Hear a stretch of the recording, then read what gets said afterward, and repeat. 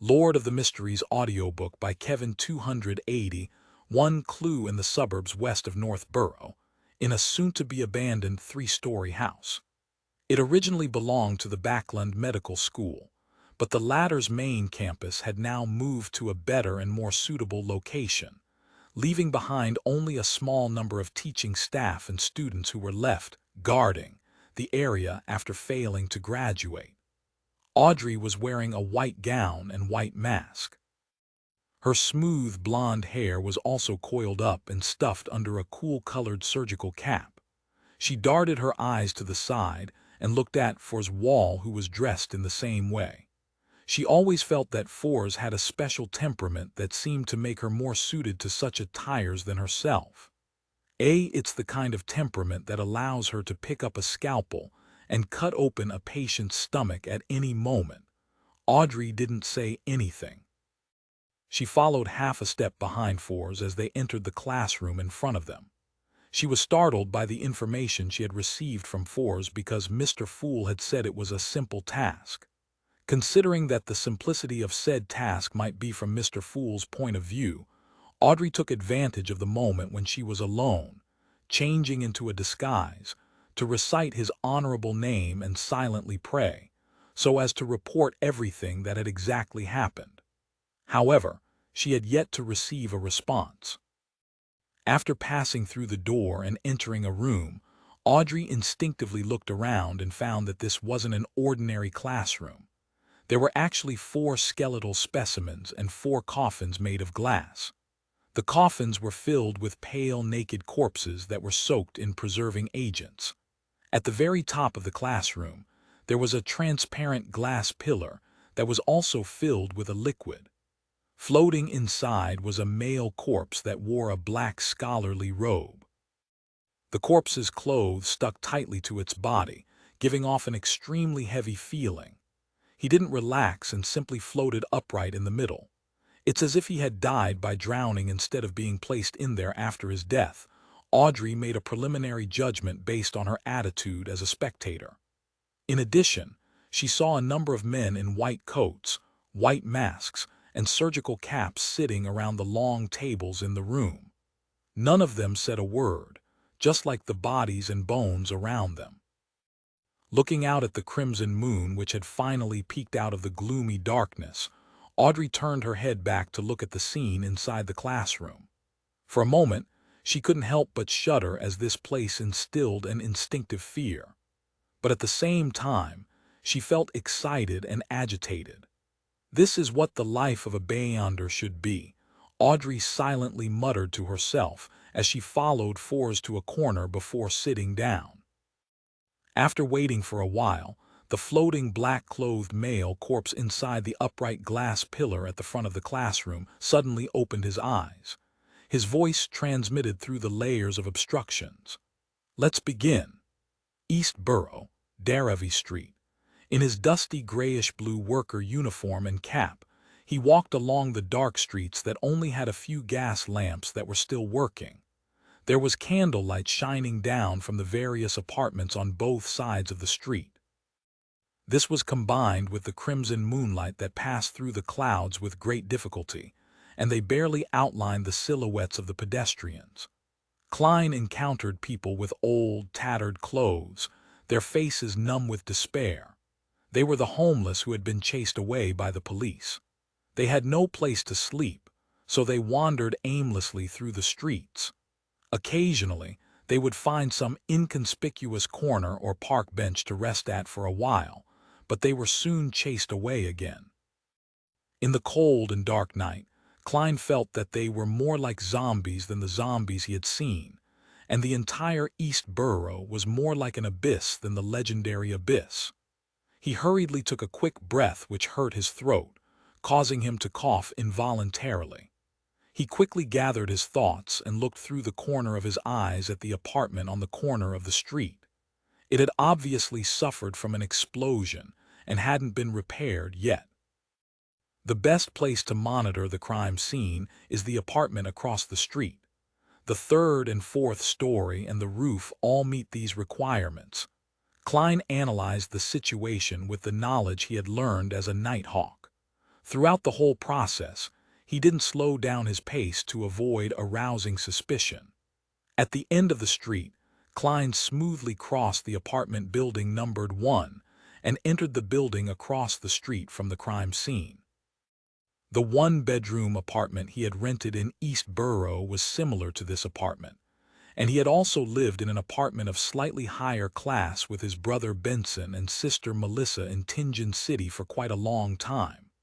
It was Klein's personal experience, but it also came from the memory fragments of the original Klein. As his thoughts raced, Klein lowered his cap, lowered his head, and without rushing, he walked up the creaking stairs to the 3rd floor. Due to his unlucky encounter in the evening, he no longer had a revolver, so all he could do was stick one hand into his pocket and hold a few tarot cards in between his fingers. There was no light other than the faint moonlight in the corridor of the 3rd floor.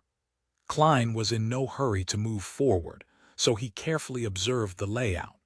The spot directly across the crime scene is on the left. The one with the best view for surveillance should be the 3rd room from here. Klein began to walk slowly and carefully. After walking past 2 rooms, he also inserted his right hand into his pocket and gently opened the iron cigarette case. After a split second, his fingers touched the all-black eye, and the murmurs resounded in his ears as they attempted to tear his mind apart. At the same time, with the help of this corrupted item, Klein saw many strange black lines. These thin lines floated in the air, and although they were intertwined and entangled a little, he could still distinguish who they belonged to if he traced them back to the source. The corresponding figures were reflected in Klein's soon-to-be-cooked brain. There were men, women, and children sleeping in the bunk beds, and several tenants lying in bed on the floor. Other than that, there were no other special spots, nor were there any hidden figures. The illusion in front of him and the auditory hallucination in his ears slowly improved as Klein quickly retracted his hand from the all-black eye. He endured the pain as he continued to move forward. Once he felt some relief, he would immediately observe the other room. Unfortunately, his efforts of searching the entire apartment to see if there were any places that allowed the observation of the crime scene was in vain. Few. Klein cowered in a corner of a balcony. His hands were on his knees as he panted heavily. Tears streamed from the corners of his eyes, and from time to time, his nose would run as if he had fallen sick. This was the result of his repeated contact with the all-black eye within a short period of time. Even with Klein's resistance in this area, he wasn't completely immune to it. The only thing that satisfied him was that it only agitated him and didn't corrupt him. Otherwise, he would have given up long ago and wouldn't have dared to try again. That would have led directly to devolving into madness. After resting for a while, Klein finally calmed down and switched to a different apartment that didn't have the same view as this one, but it was still for naught. Did I interpret it wrong? The clues are at the scene of the crime. When Klein returned to the street, he looked suspiciously out of the corner of his eye at the apartment with traces of an explosion. With the mindset of just giving it a try, he put his hand back into his pocket, pushed the metal cigarette case open, and stuck his hand inside. He wanted to see if anyone was hiding in the apartment where the crime scene was located. With a hum, Klein's head suddenly felt like it was being smashed as his body wobbled a little. Like a drunkard, he staggered forward and looked at the apartment which had signs of an explosion. As he was too far away, he couldn't clearly see the black lines, nor could he trace the source of the black lines. He could only barely distinguish where the black lines had gathered, and this indicated that there was someone present. No. Klein quickly swept the area and made a rough judgment.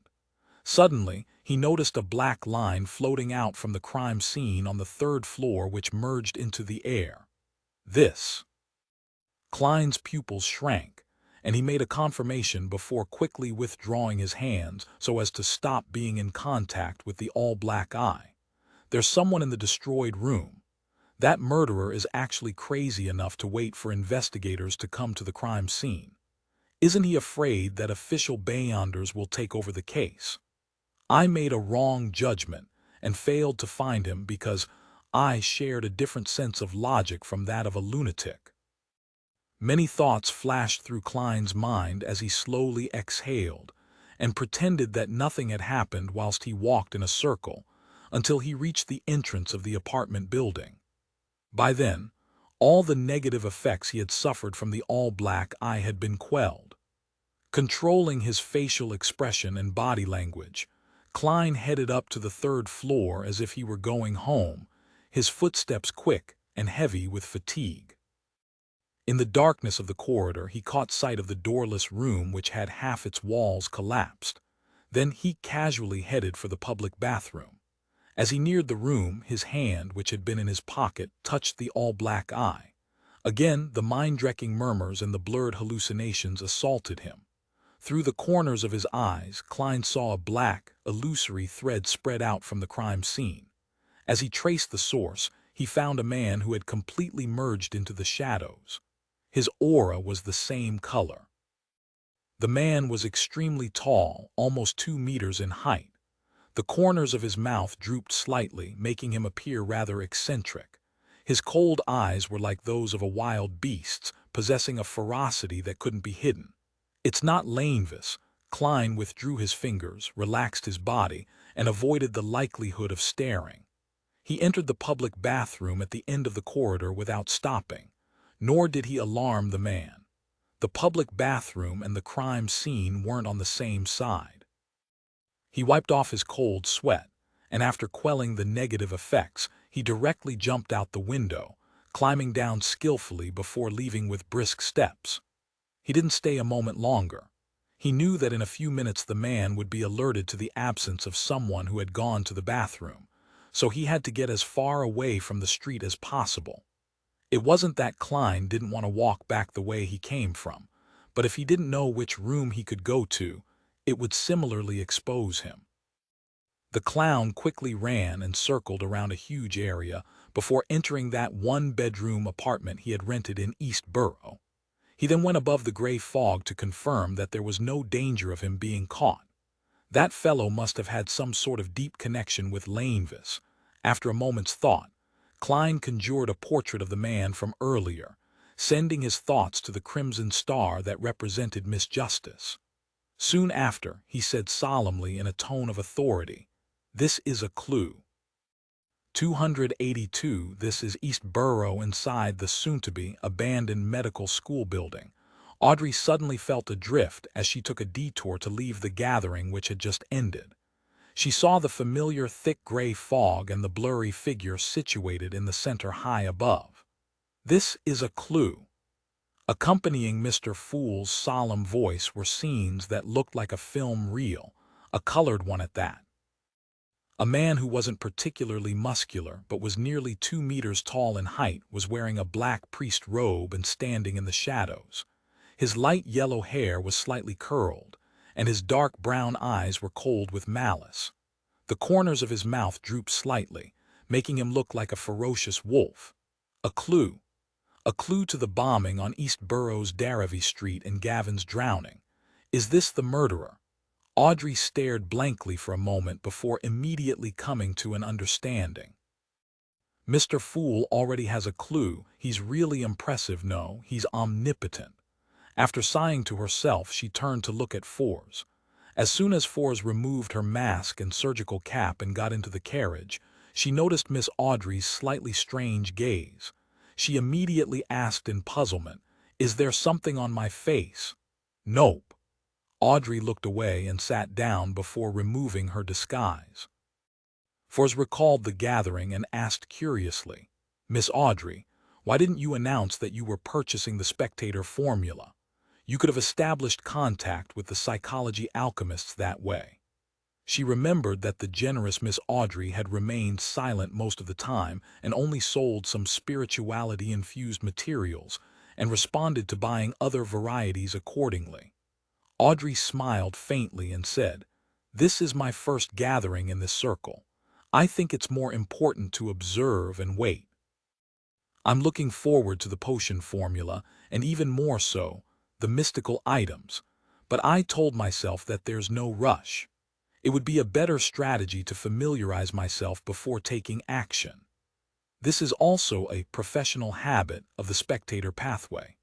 Moreover, there were no beyonder ingredients like dark-patterned Black Panther spinal fluid or spring of the elves' marrow crystals, which Mr. World wishes to obtain. Audrey silently added, looking at the girl who wasn't 18 yet, for suddenly felt that she was more mature than ever before. She suddenly laughed at herself and said, "If I had been like you back then, I wouldn't have wasted such a precious opportunity." Audrey gave a reserved smile as a response before saying, "I'll ask some special friends in the morning if they have any leads on the Daravi Street bombing. Wait for the information at the same place with Zio." "All right," Fors nodded without any doubts. Instead of returning to Minsk Street, Klein slept in the one-bedroom apartment in East Borough's Black Palm Street. He was afraid that the suspected murderer in the black priest robe had accomplices who could be searching the streets for him. Although the probability of meeting him wasn't high, and he had disguised himself ahead of time so that it was unlikely he could be recognized, his divination indicated that there was a possibility. To be cautious, Klein made do and decided to spend the night at East Borough. At dawn, he changed into another dark blue worker's uniform, put on a light brown cap and left the room. He went down the stairs and into the street. At that moment, the white fog with a yellowish tint shrouded the surroundings. There were blurry figures of people passing by, and the cold morning air was soaking into their clothes. Klein lowered his head and hurried along, just like the people around him who had gotten up early for work. While walking, he saw a man in his 40s or 50s ahead of him. He wore a thick jacket and had gray hair around his temples. He was pacing in place and fumbling for a cigarette while shivering. Finally, he took out a box of empty matches in his clothes' inner pocket. Just as he opened the matchbox, his right hand quivered and the crumpled cigarette fell to the ground and rolled in front of Klein. Klein stopped, picked it up and handed it to him. Thank you. I can't live without this old friend." "There's only a few left." The man thanked him sincerely and accepted the cigarette. His face was pale, and he appeared to not have shaved for quite a while. Exhaustion was expressed without reserve from the corner of his eyes as he lamented, "I haven't slept for another night. I don't know how long I can last. I hope the Lord will bless me so that I can enter the workhouse today." "He's a homeless person who has been chased away." Klein casually asked, "Why doesn't the king and ministers allow all of you to sleep in the park?" "Who knows? But to sleep in this kind of weather outside, it's very likely that you'll never wake up again. It's still better in the day since you can find a warmer place. Sigh, but this will make us lack the time or strength to look for jobs." The man lit a cigarette and sucked at it delightfully, as though he had some of his strength restored, and he walked beside Klein. It was uncertain if his destination was at the end of the fog or somewhere deep into the fog.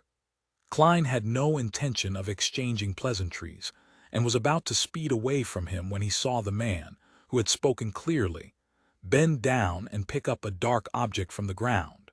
It looked like an apple core that had been nibbled clean. The man swallowed his saliva before stuffing the dirt-covered fruit core into his mouth. He chewed it until it was mashed up before swallowing it down with great familiarity. Nothing was left.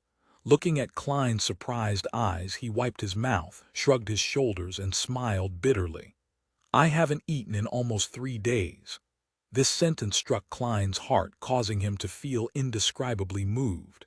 He silently sighed and said with a smile, "Sorry, I didn't introduce myself just now. I'm a reporter and I'm currently writing about homeless people. Can I interview you? Let's go to the cafe up front." The man froze for a moment before he smiled and said, "No problem. It's much warmer inside than on the streets." If you can stay a little bit longer after the interview and let me sleep inside for half an hour, no, 15 minutes, that would be even better." Klein turned agape, momentarily at a loss for words. He just silently led his interviewee into the budget cafe at the end of the street. The tables and chairs in the coffee shop were quite greasy. Due to the walls and windows inside, there were quite a few guests. The average temperature was indeed much higher than the streets. The man scratched his throat, concealing his Adam's apple that was squirming from the fragrance.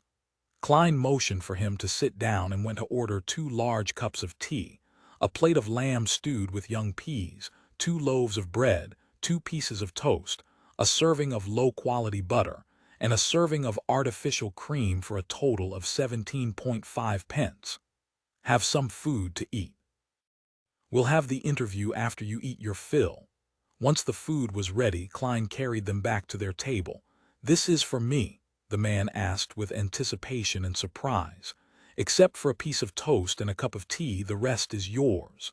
Klein smiled in response. The man wiped his eyes and said with a slightly choked voice, "Why, you truly are a kind-hearted person." "After starving for so long, make sure not to eat too quickly," Klein warned. "I know, I had an old buddy who died just like that." The middle-aged man worked hard at eating at a slower pace, occasionally lifting his cup of tea and gulping it down. Klein easily finished the toast and watched quietly, waiting for the man to finish his meal. "Phew, I haven't eaten until I was this full in 3 months, no half a year. In the workhouse, the food they give is just enough."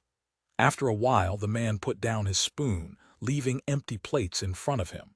Pretending to be a journalist, Klein asked casually, "How did you become a vagabond?" "It was bad luck. I was originally a worker leading quite a good life.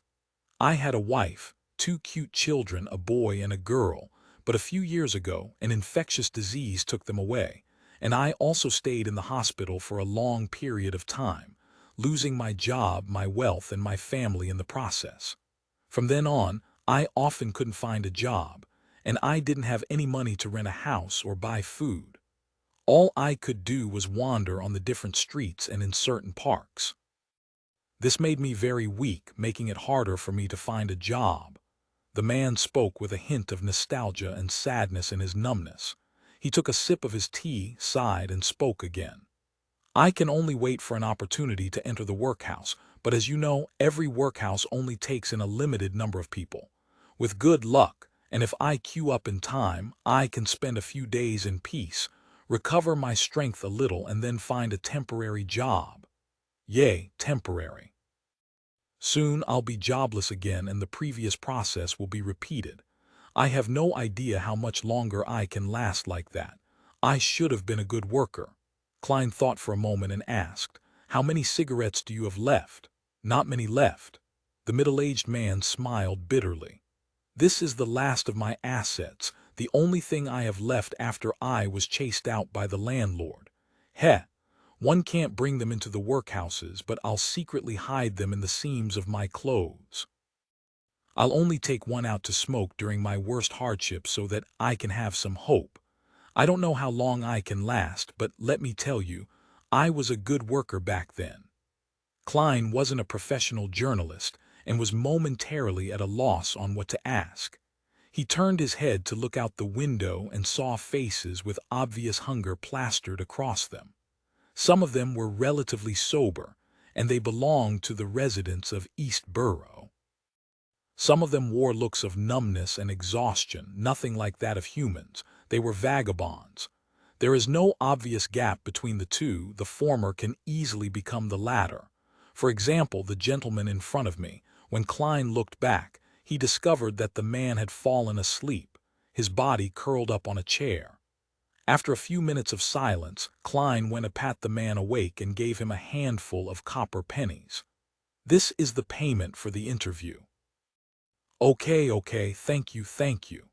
The man didn't realize what was happening, and when Klein reached the door, he raised his voice and said, "I'll go to a budget motel and get a bath, get a good night's sleep, and then get a job." At noon, Klein attended a party at the Sammers. There were 10 guests. The There was apple juice with steak, roast chicken, fried fish, sausage, cream soup, lots of delicacies, 2 bottles of champagne, and a bottle of red wine. On his way back from the bathroom, he met Mrs. Stellan Sammer. He thanked her sincerely. It was a sumptuous lunch, truly delightful. Thank you for your hospitality. It cost a total of £4 and 8 solely. The most expensive were the 3 bottles of wine, but they were all part of Luke's collection. He has a liquor cabinet. The pretty Mrs. Stellan smiled in response. Without waiting for Klein to speak, she said, "You earned £10 from Mary's matter alone, and if you can keep up the good fortune, you'll soon be able to have a banquet like this. For people of our class, you have to invite friends once a month and also be invited by friends."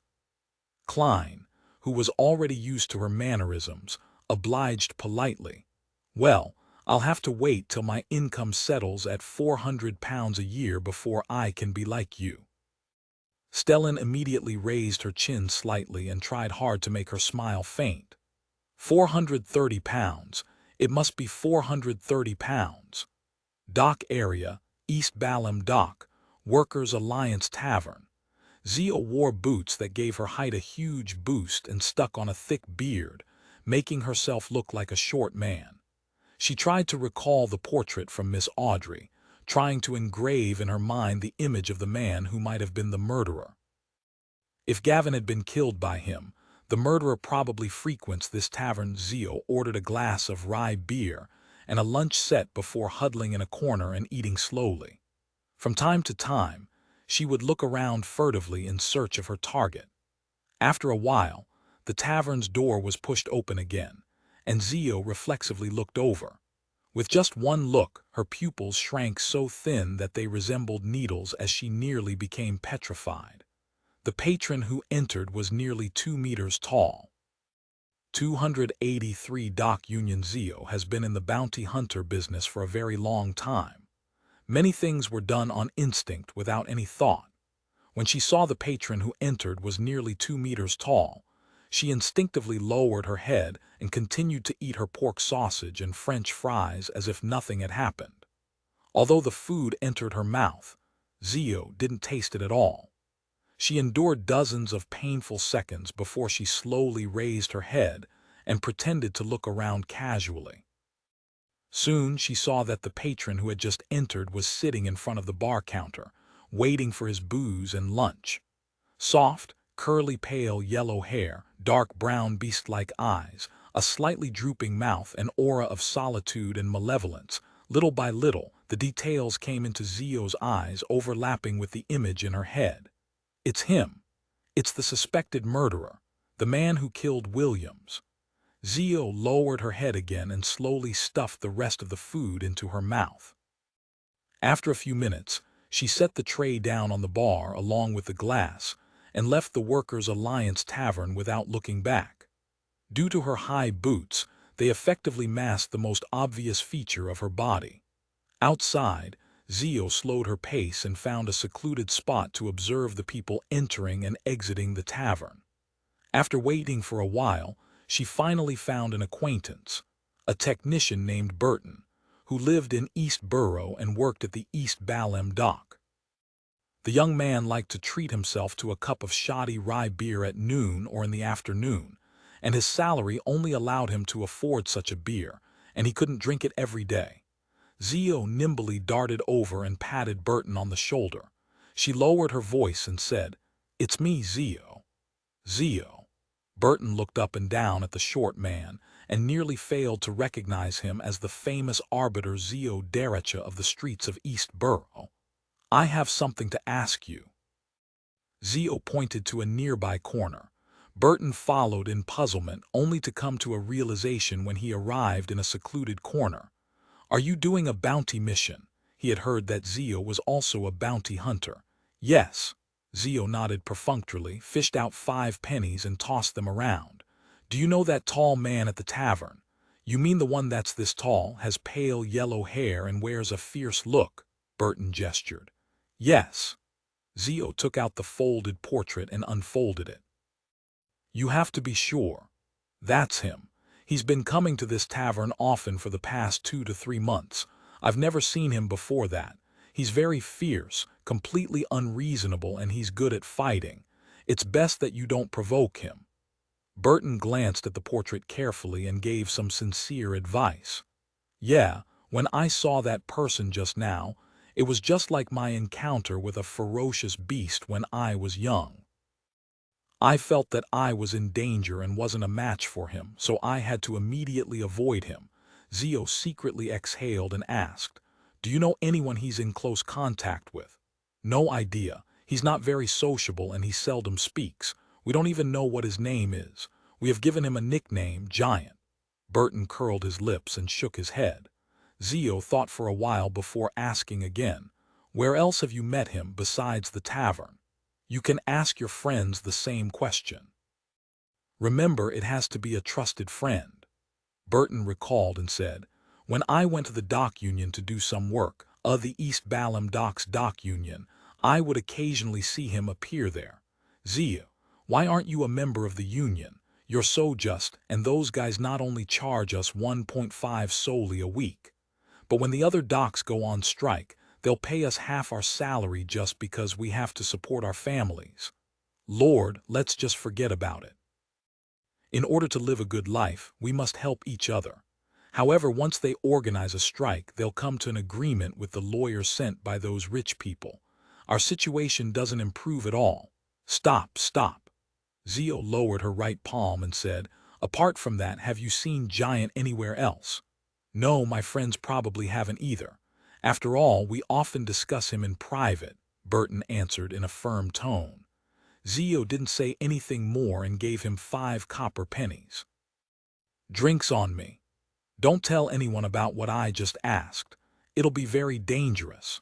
Before she finished her sentence, she had already turned around the corner and headed towards the dock union located at East Balham Dock. About 10 minutes later, Zio saw the 2-story yellow building. She wore her canvas coat inverted and exposed the patches beneath, instantly transforming herself from a short worker to a vagabond. Zio looked at the homeless people huddled around the corner, pinched her nose, and went over to sit down beside them. She glanced at the dock union on the opposite side of the street where people were coming in and out. As the minutes passed, Zio endured the cold and the harsh environment while tenaciously observing the situation around the dock union and the surrounding area. She clearly remembered Williams's insistence on drinking, and she also remembered how she felt when she saw the newspaper that fateful day. These feelings made her even more patient than usual.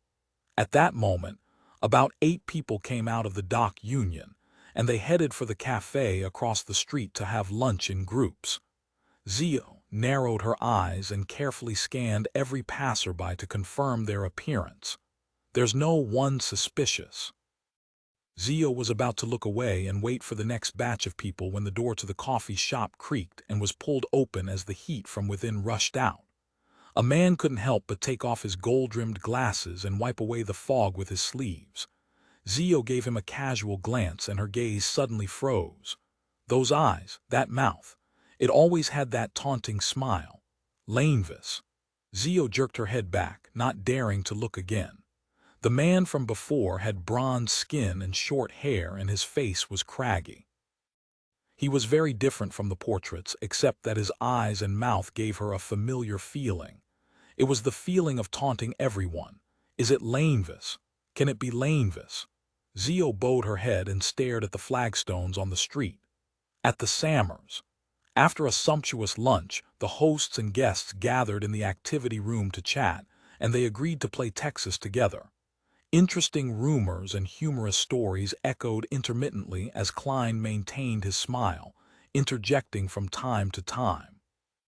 He also saw the Sammer family's 2 children entering and exiting energetically, and next to him, Jurgen Cooper wore his usual serious expression, occasionally providing legal advice for the discussion.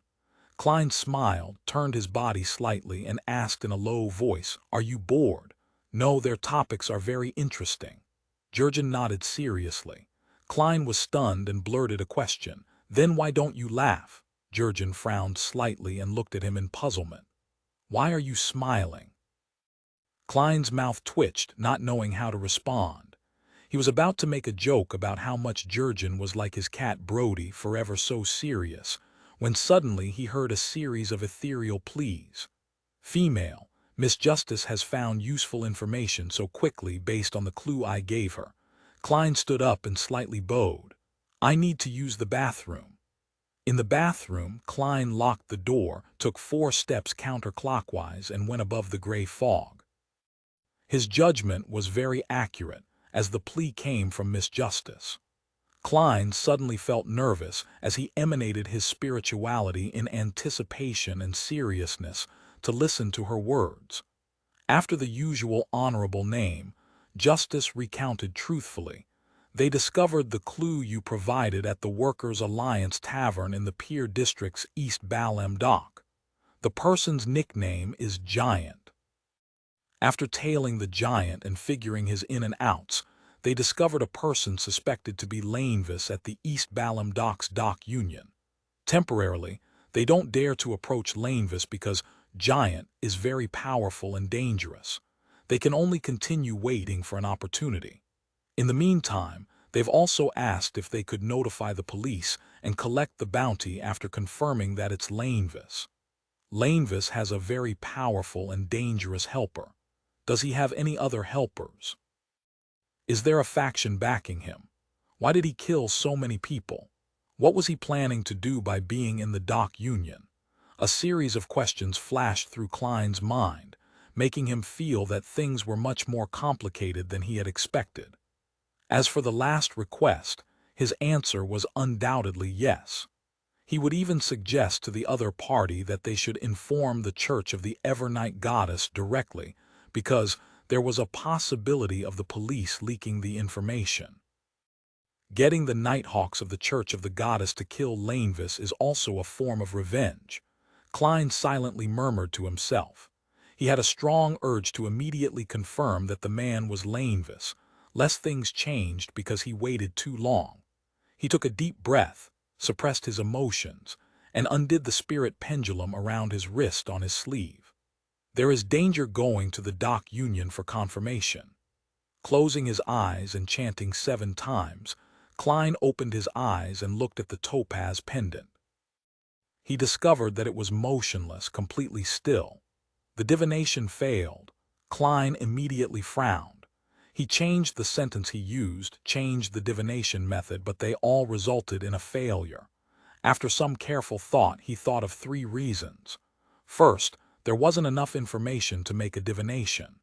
Second, Lanevis wasn't at the dock union, making it difficult for the divination to succeed. And third, Lanevis was just like in C. Zangwill, who had items that could shield against divination. An item to shield against divination, a benefit he obtained from that god spawn ritual, a little godhood of the true creator.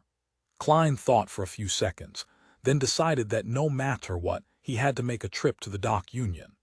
There were certain things that needed to be done even though danger was a certainty.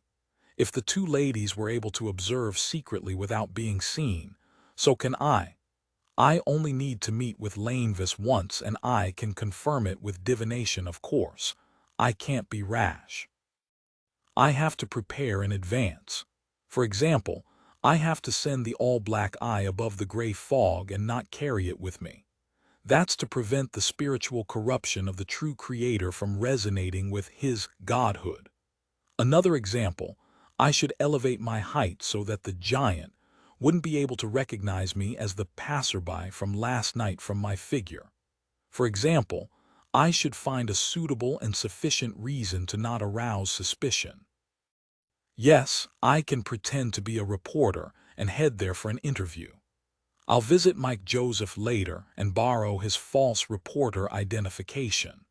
The corner of Klein's mouth slowly curled up as he blanketed his body with his spirituality before descending back into the real world. 284, instinctive, trembling 3 in the afternoon at the dock union in East Balham Dock. Klein wore a thick sweater, a tan jacket, and a simple cap that brought him closer to the usual investigative reporters in style, rather than the ones who attended banquets and interviewed people of status from time to time. Such a costume had cost him an extra £1.10 solely. At that moment, he was wearing gold-rimmed glasses, and his hair was neatly combed back, gleaming with the luster of hair oil. His face no longer had a messy beard, so he could only plaster a deep black stubble around his lips. His height was at least 5 centimeters taller than before. He was trying his best to look different from the worker from last night, making it impossible for anyone who wasn't particularly familiar with him to make any associations.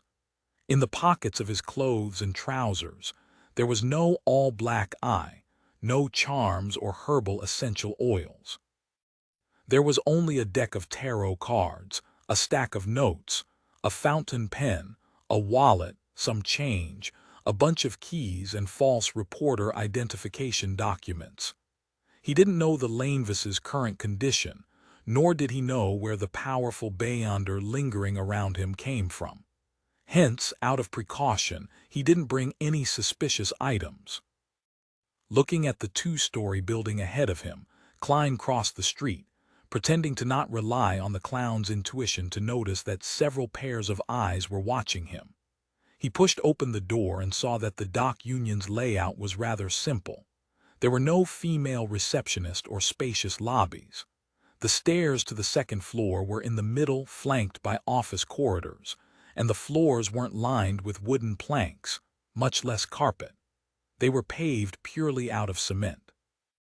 Klein turned his head to look at the man guarding by the door as he went over and said, "I'm a reporter from the Backland Daily Tribune.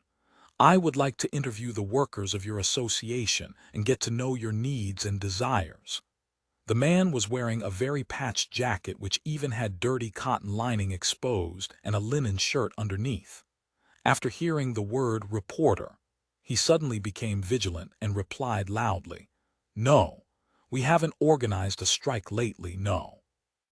I think you've misunderstood me. I'm someone who sympathizes with you. I'm planning on doing a special report on what the union does to help the workers and the actual difficulties they encountered. Trust me." With the help of his clown Beyonder powers, Klein made his eyes look abnormally sincere. "Is that so? Go to Mr. Rand, our committee member in charge of publicity.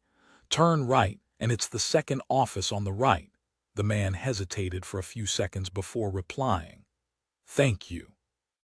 Klein bowed with feigned relief, and he felt the gaze observing him from a dark corner of the room vanish. He turned to his right, and with his back perspiring in cold sweat, knocked on the office door. The door creaked open. A middle-aged man with sparse hair looked at him and asked, "May I know who you are?" "Mr. Rand. I'm reporter Statham from the Backland Daily Tribune. This is my reporter identification documents. I'd like to make a report with unions as the theme to help you acquire more attention." Klein almost believed he was a journalist. "That's me." The middle-aged man looked at the reporter's identification documents and said hesitatingly, clearly unwillingly, "It's hard for me to believe that you reporters are here to help us. I was born in East Borough, and I know how miserable the lives of the workers are. If you don't believe me, you can follow me the entire time and monitor my every question."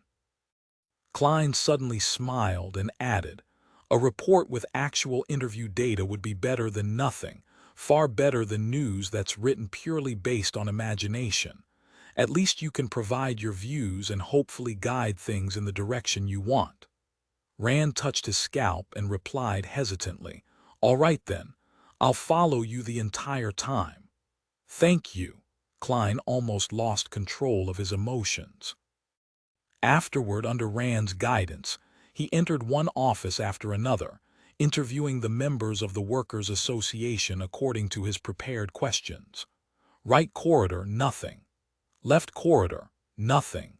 Klein calmly went up the wooden stairs to the second floor. This time, Rand led him into the office directly opposite the staircase and introduced the people inside. "This is a reporter from the Backland Daily Tribune, Mr. Statham. He wants to interview the lot of you, but I have to remind you that there are some questions which you have the right to refuse to answer." Klein smiled, took 2 steps forward, and made a gesture to shake hands with each and every staff member in the room.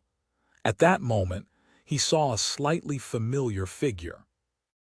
Although the man's skin had turned bronze, his ordinary round face had become angular, and his glasses had changed from a round frame to a gold-rimmed frame. Klein still found a trace of familiarity from his spirituality as a seer. Immediately afterward, his body trembled, and the smile on his face almost went out of control. I'm sorry. I suddenly have a stomachache. May I ask where the washroom is?" Klein asked with an awkward smile, holding his stomach with the hand that didn't hold a pen and paper. Rand and the staff didn't suspect anything. They all pointed to the door and said, "Go out, turn left. When you reach the end, you'll see the sign." Klein smiled apologetically and walked out of the room, heading quickly for the washroom. Inside, he selected the cubicle closest to the window, sat on the toilet, and locked the wooden door behind him. He bent down, the corners of his mouth curving into a silent laugh. He laughed so hard he nearly couldn't keep his body straight. A drop of sparkling liquid fell onto the ground from his laughter. Klein had confirmed that it was Lanvis. This wasn't because of that small sense of familiarity, but because he felt another type of aura from the other party's body, one that left an extremely deep impression on him. This was also the main reason why he had nearly lost control on the spot. The trembling of his body originated from his instinctive fear. The collapse of his emotions came from the horror and sorrow deep within his memories. That was the aura of the true creator. Klein washed his face and went on with the interview as if nothing had happened. Even while facing Lanvis, who had somehow changed so much, he continued to ask questions and record the answers. After finishing all of this, he bade farewell to the Workers' Association and walked out of the dimly lit building. Outside, the sky was cloudy and misty, as if the evening had come early. The true creator's aura can only come from his body or spawn, as well as things that extend from the two. For example, items bestowed by him, or his godhood. This corroborates with what Lanvis said to Hood Eugen. In addition, there's that tinge of familiarity. I didn't even need to go above the gray fog for divination to confirm that it's him.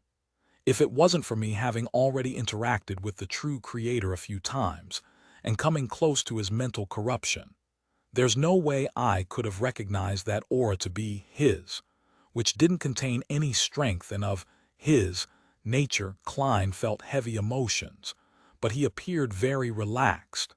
He stood on the street and purposely organized the interview notes.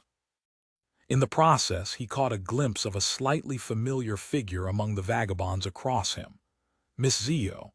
Klein instantly made a guess with what he knew.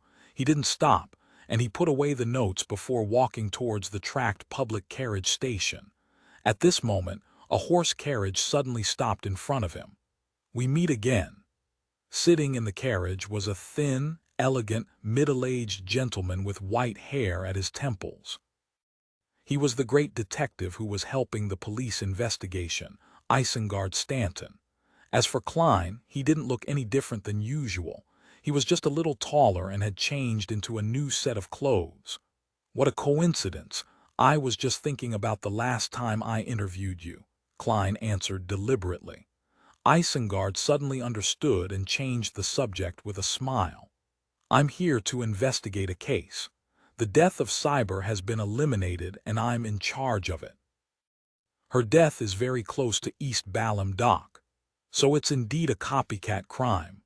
Klein feigned ignorance. After exchanging a few pleasantries, he got into the tracked public carriage. Instead of going straight home, he made a transfer and headed to the Kellogg Club in Hillston. In the club's lounge, he quickly went above the gray fog to confirm that no one was following him. Only at this step did Klein completely relax and feel some lingering fear. The aura of the true creator lingered in his mind like a nightmare, leaving the clothes on his back moist after they repeatedly dried. To be sure, Klein conjured a yellowish-brown goatskin parchment and a dark red fountain pen before writing a divination statement he had already long thought of, the source of the inexplicable familiarity earlier. Putting down his fountain pen and leaning back into his chair, he began to mumble as he entered the dream. In that gray and illusory world, he saw a figure. This figure had ordinary facial features. He wore round glasses, and he had a condescending and taunting smile from beginning to end. He was none other than Lainvis. "I've finally found you."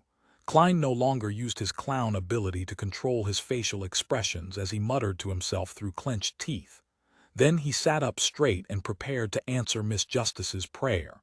Klein controlled his emotions and said in a deep but cold voice, "There's no need for confirmation.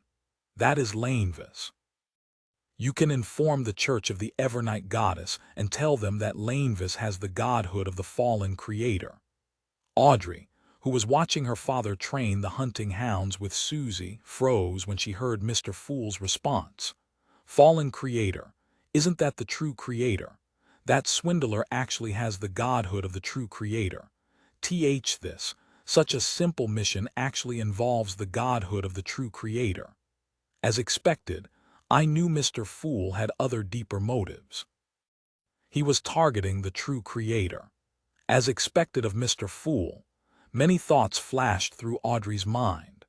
285 Midnight Clock Tower. Audrey, who had set up an urgent communication method with Zio and Fours, quickly passed on Mr. Fool's message to the two ladies through the huge golden retriever. Susie, claiming that the information she had received came via other sources. In the corner of an old church, as Zio was thinking about how to confirm Lainvis's identity or how she should create chaos and avenge Williams, she unfolded the ball of paper. "There's no need to confirm. He's Lainvis." Zio's eyes widened as she quickly skimmed through the rest of the paper's content. The piece of paper clearly wrote, "The only choice is to notify the Church of the Evernight Goddess. Alert them that Lainvis has the godhood of the true creator on him." Godhood, the true creator's godhood. Zio blurted out as she looked at the golden retriever in front of her in shock, only to realize that she was equally dumbfounded. "What?" Fors was listening when she suddenly felt something was amiss. She hurriedly reached out for the piece of paper and scanned it. After a moment, she curled her lips and said at a loss, This must be a joke, right? How did we get involved in a matter that's tied to an evil god's godhood?" This was meant to involve the capture of a cunning swindler worth only 200 pounds. In response to For's question, Susie could only express the notion that she was only a dog and that she didn't know what was happening either with her innocent eyes. Not expecting a dog to answer her questions, she turned her head to Zio and said, "I'm afraid Miss Audrey isn't as naive and innocent as we thought. She has many secrets. This might be a power struggle between a cult, the nobles, and the church. However, it's evident that she didn't know about the matter of godhood prior to this. She's also being used by someone. That person could be her father, Count Hall. What's fortunate is that this matter ends here. You don't need to take the risk anymore. After you get someone to make the report, you just need to wait to collect the bounty in peace." Zio was startled and said, "That's true. Hopefully, those Nighthawks are able to avenge Williams. They're so strong, so they'll definitely be able to do it." "Definitely." Before she finished speaking, she suddenly turned her head to the side and spoke as if she was talking to herself. "I'm still too weak." "Too weak?" Zio jerked her hand up, covering her mouth and nose. "I'm still too weak. If not for that, I would have chosen to take revenge myself. But right now I can only take a step back. Not to mention there's Giant and those hidden helpers around Lainvis. With just his godhood, he isn't someone I can deal with. With the reaction speed of the Nighthawks, they'll likely take action tonight once they receive the report." The Backlund Diocese is second only to the church's headquarters. They have many sealed artifacts and many powerful beyonders. There's no need to wait for any additional helpers. After completing his task of informing Audrey, Klein returned to the real world. He stuck on a beard, changed his hairstyle, and stared into the mirror for several minutes. He felt anticipation and excitement, as well as depression and a sense of powerlessness. Before the evening arrived, he left the Kellogg Club and returned to Minsk Street. On his way, he went to the grocery market and found a stall that was bustling with its great business. He bought several masks, including a clown's. He had decided to watch the hunt for Lanevis tonight. He wanted to see the other party pay the price for his madness with his own eyes. Of course, with his strength, he could only watch from a distance and not even have the right to approach them. By 11 o'clock, when many people were in their dreams, Klein changed into his grayish-blue worker's uniform and disguised himself as he had the night before. Then, he put on his cap, walked a few streets away, and took a rental carriage to the Backlund Bridge area. Once there, he switched to walking and walked all the way to the East Balham dock. His interview yesterday included questions such as, "Where are you staying now?" and "How's the environment like?" Therefore, he knew very well that Lanevis would be staying in the dormitory provided by the dock union at night. However, Klein didn't go near it. Instead, he carefully went around it. His target was the clock tower of the East Balham dock. In Backlund, in addition to the large church with its tall, iconic clock tower, many government buildings were also equipped with one. However, they weren't necessarily tall, grand, and not ornate. It was mostly built for pragmatic reasons, such as this one in the East Balham dock. Compared to the surrounding buildings that reached a maximum of 3 stories, it was like a giant that stood high in the night sky as it overlooked the entire area. Klein easily entered the interior of the clock tower and went up the endless flight of spiral stairs as he moved quickly in the darkness. Finally, he arrived at his destination. He arrived at the top of the gigantic wall clock. It was surrounded by a dark yellow fence, and at the top of his head was a steeple that could be reached by stretching his hand. Taking a few steps forward, Klein hid in the shadows, got a sense of his bearings, and looked towards the dock union's dormitory. It was a 2-story brick-red building, and the occasional pedestrian resembled a black dot in Klein's eyes. He stared for a few seconds, then took a step back and sank into the darkness. At the same time, he took out his newly bought mask and wore it. It was a clown with the corner of its mouth sharply raised and a painted red nose. A happy clown. Wearing a clown mask, Klein stood in the rich darkness, patiently waiting for the predetermined show. He waited for 2 hours. When the hands of the large wall clock passed 1 o'clock, he suddenly saw something flying from the distance. It was a huge airship covered in dark black paint. If it weren't for the faint moonlight, it would have been indistinguishable from the night sky.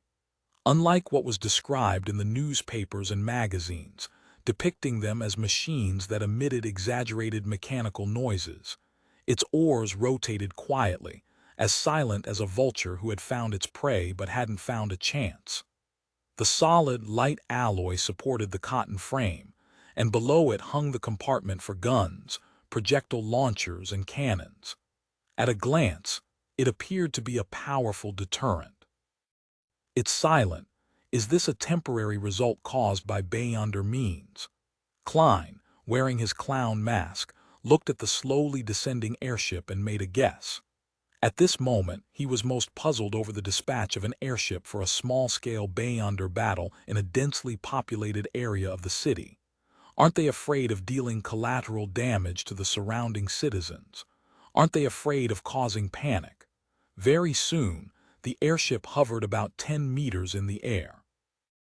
This way, Klein was even less worried about being discovered. His position was much higher than them. Observing the situation below, he suddenly had a hunch. It was likely that the airship wouldn't engage in combat, but rather provide air surveillance of the area to give the personnel involved in the operation a better view and prevent the target from escaping if any accidents occurred.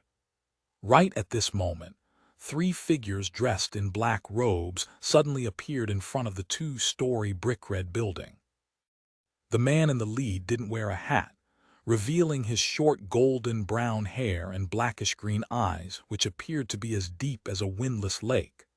The collars of his shirt and windbreaker were propped up high, and his palms were covered with a layer of gloves that were as red as blood. A silver-white metal suitcase was wound around his left hand via a chain of the same color. This was one of the 9 high-ranking deacons of the Church of the Evernight Goddess, Crestet Sesamir. He was also one of the 3 powerhouses of the Red Gloves, and he happened to be in Backlund. After looking straight ahead, Sesamir turned his head to the left and said to his subordinate, "Use sealed artifact 163. "Yes, Your Grace." The Nighthawk crouched down and helped Sesamir untie the chain around the silver suitcase. Throughout the entire process, Crestet Sesamir's muscles were very tense, as though he was fighting something. The Nighthawk on the left took a deep breath and pressed down suddenly, causing the illusionary ripples on the surface of the silver box to crack. The surrounding halo suddenly disappeared as if it was completely sucked into the case. A bone sword, that was less than a meter long, emitted glossy, pure white light as it slowly floated up. Its blade had an ancient silver-coated mirror attached to it. The scenes reflected in the mirror were layered and superimposed without end. The Nighthawk on the left took the mirror and pointed it at the brick-red building. The building was clearly reflected in it, and nothing seemed to change. However, Sesamir slowly exhaled, stretched out his left hand to grasp the short bone sword. The surrounding halo was somewhat restored. "Let's go in." He started walking towards the entrance of the brick building. The 3 Nighthawks opened the door and entered the dark building and targeted the stairs that led to the 2nd floor. At that moment, a tall, thin figure emerged from the shadows in the corner. He wore a black priest's uniform, and he had curly, pale yellow hair and beastly dark brown eyes. "You're the goddess's sword," the nearly 2-meter-tall giant spoke in a deep voice. At the same time, he clenched his right palm. Bang, bang, bang. The Union members in this small brick-red building exploded one after another in their dreams, without even having the chance to scream. Their bodies split into pieces, turning into thick, sticky flesh. Half of their bodies rushed towards the giant to weave into cloaks that could reduce magical damage. The other half condensed into furry giant rugs that blanketed the 3 Nighthawks. Crestet Sesamir only watched silently without doing anything. Silently, the flesh and blood dissipated and collapsed before falling down like rain, but the raindrops didn't stain the floor red. In each of the rooms, figures emerged once more, still sleeping soundly.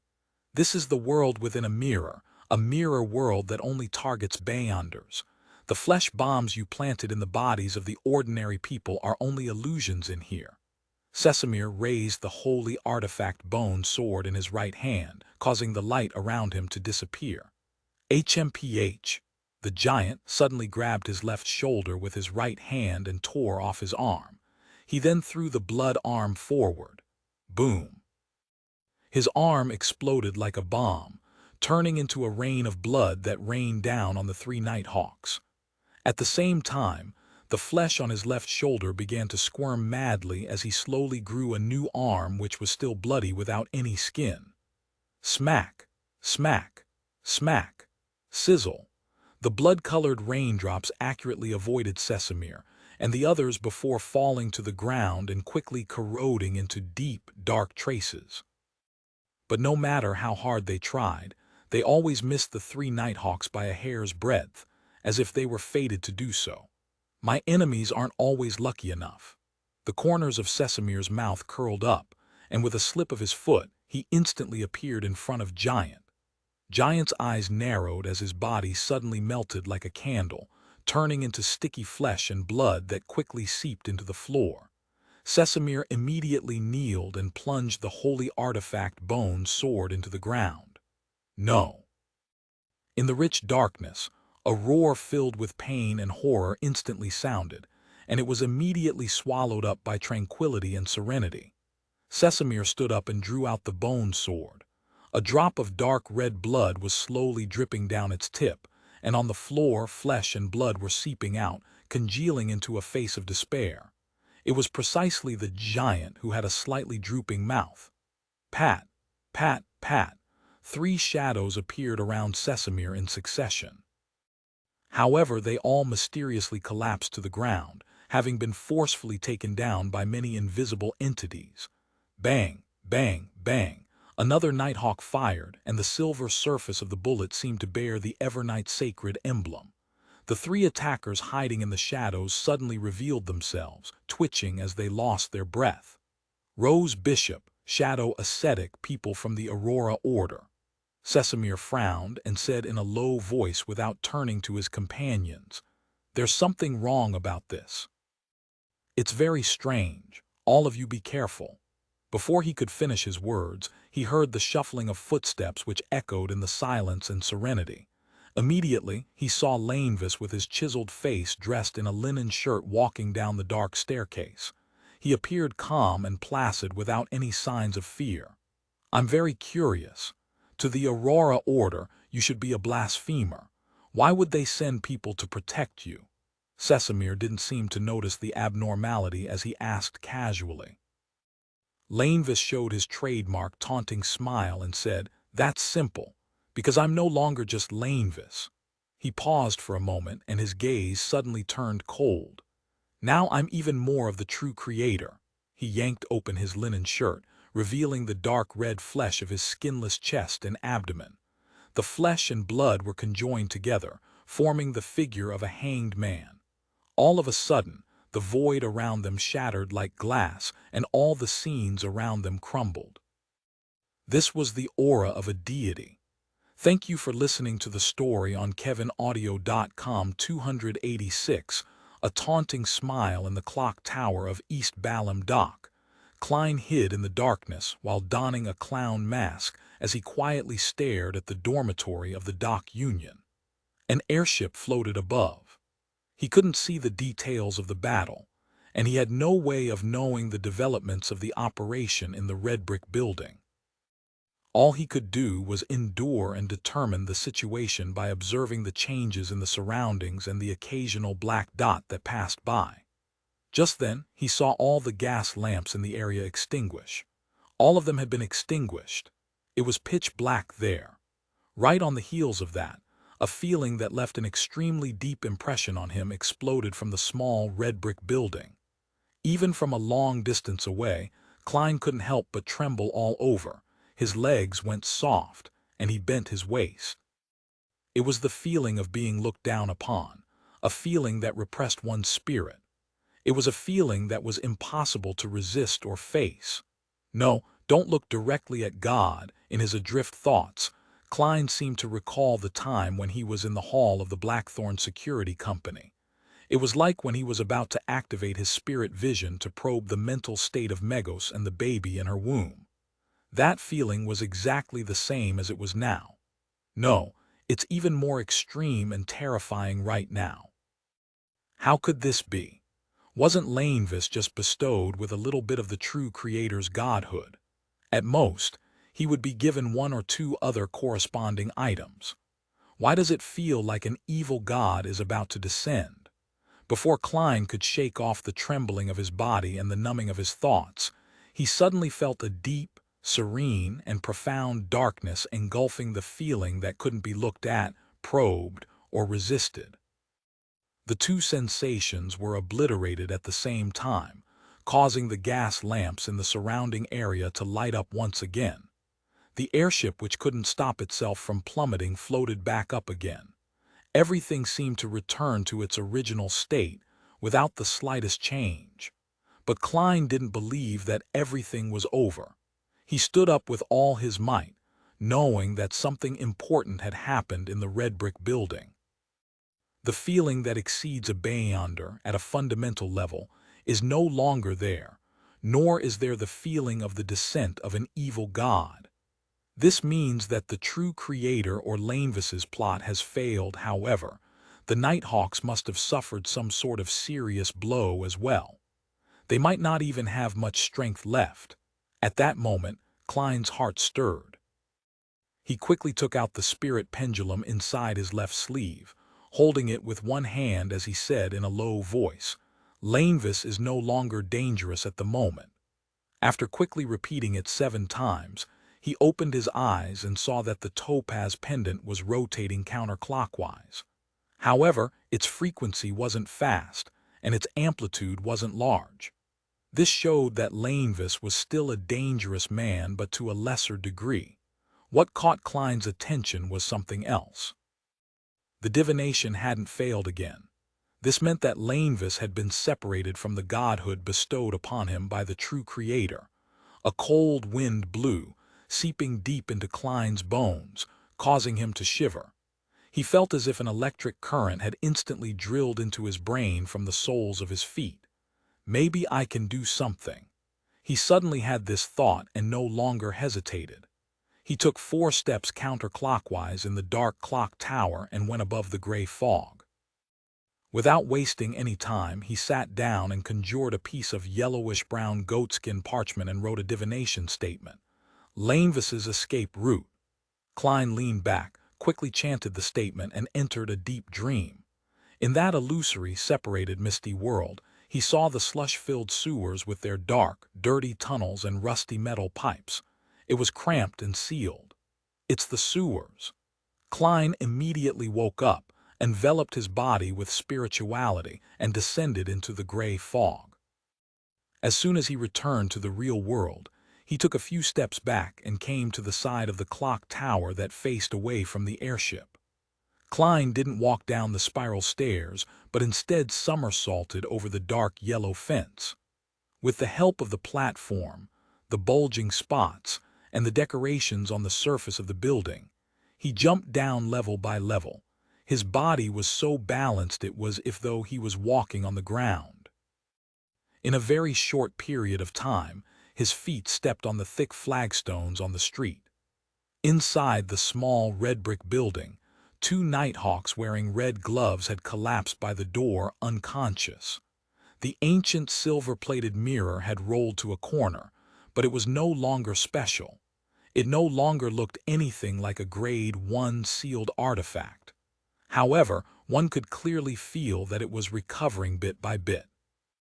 Crestet Sesamir was kneeling at an intersection. A stream of tear-like blood streaked down the corners of his eyes. His short, golden-brown hair hung limply, and his standing collars on his windbreaker and shirt were in tatters, revealing his relatively sharp chin and his thin, stiff mouth. Gasping for air, a distorted, semi-illusory and translucent face appeared on each of his teeth. Sesamir braced himself with his left red-gloved hand on the ground. With difficulty, he straightened his neck and looked straight ahead. Directly in front of him was the staircase to the 2nd floor, above which stood Lainvis, who had his linen shirt completely unbuttoned. Lainvis stood very straight, with the pure white, smooth-boned sword stuck in his chest. The skinless flesh no longer formed the outline of the hanging man's figure, leaving behind a void. Vaguely, one could even see his back through the hole in Lainvis's body. Lainvis moved with great difficulty before suddenly laughing loudly.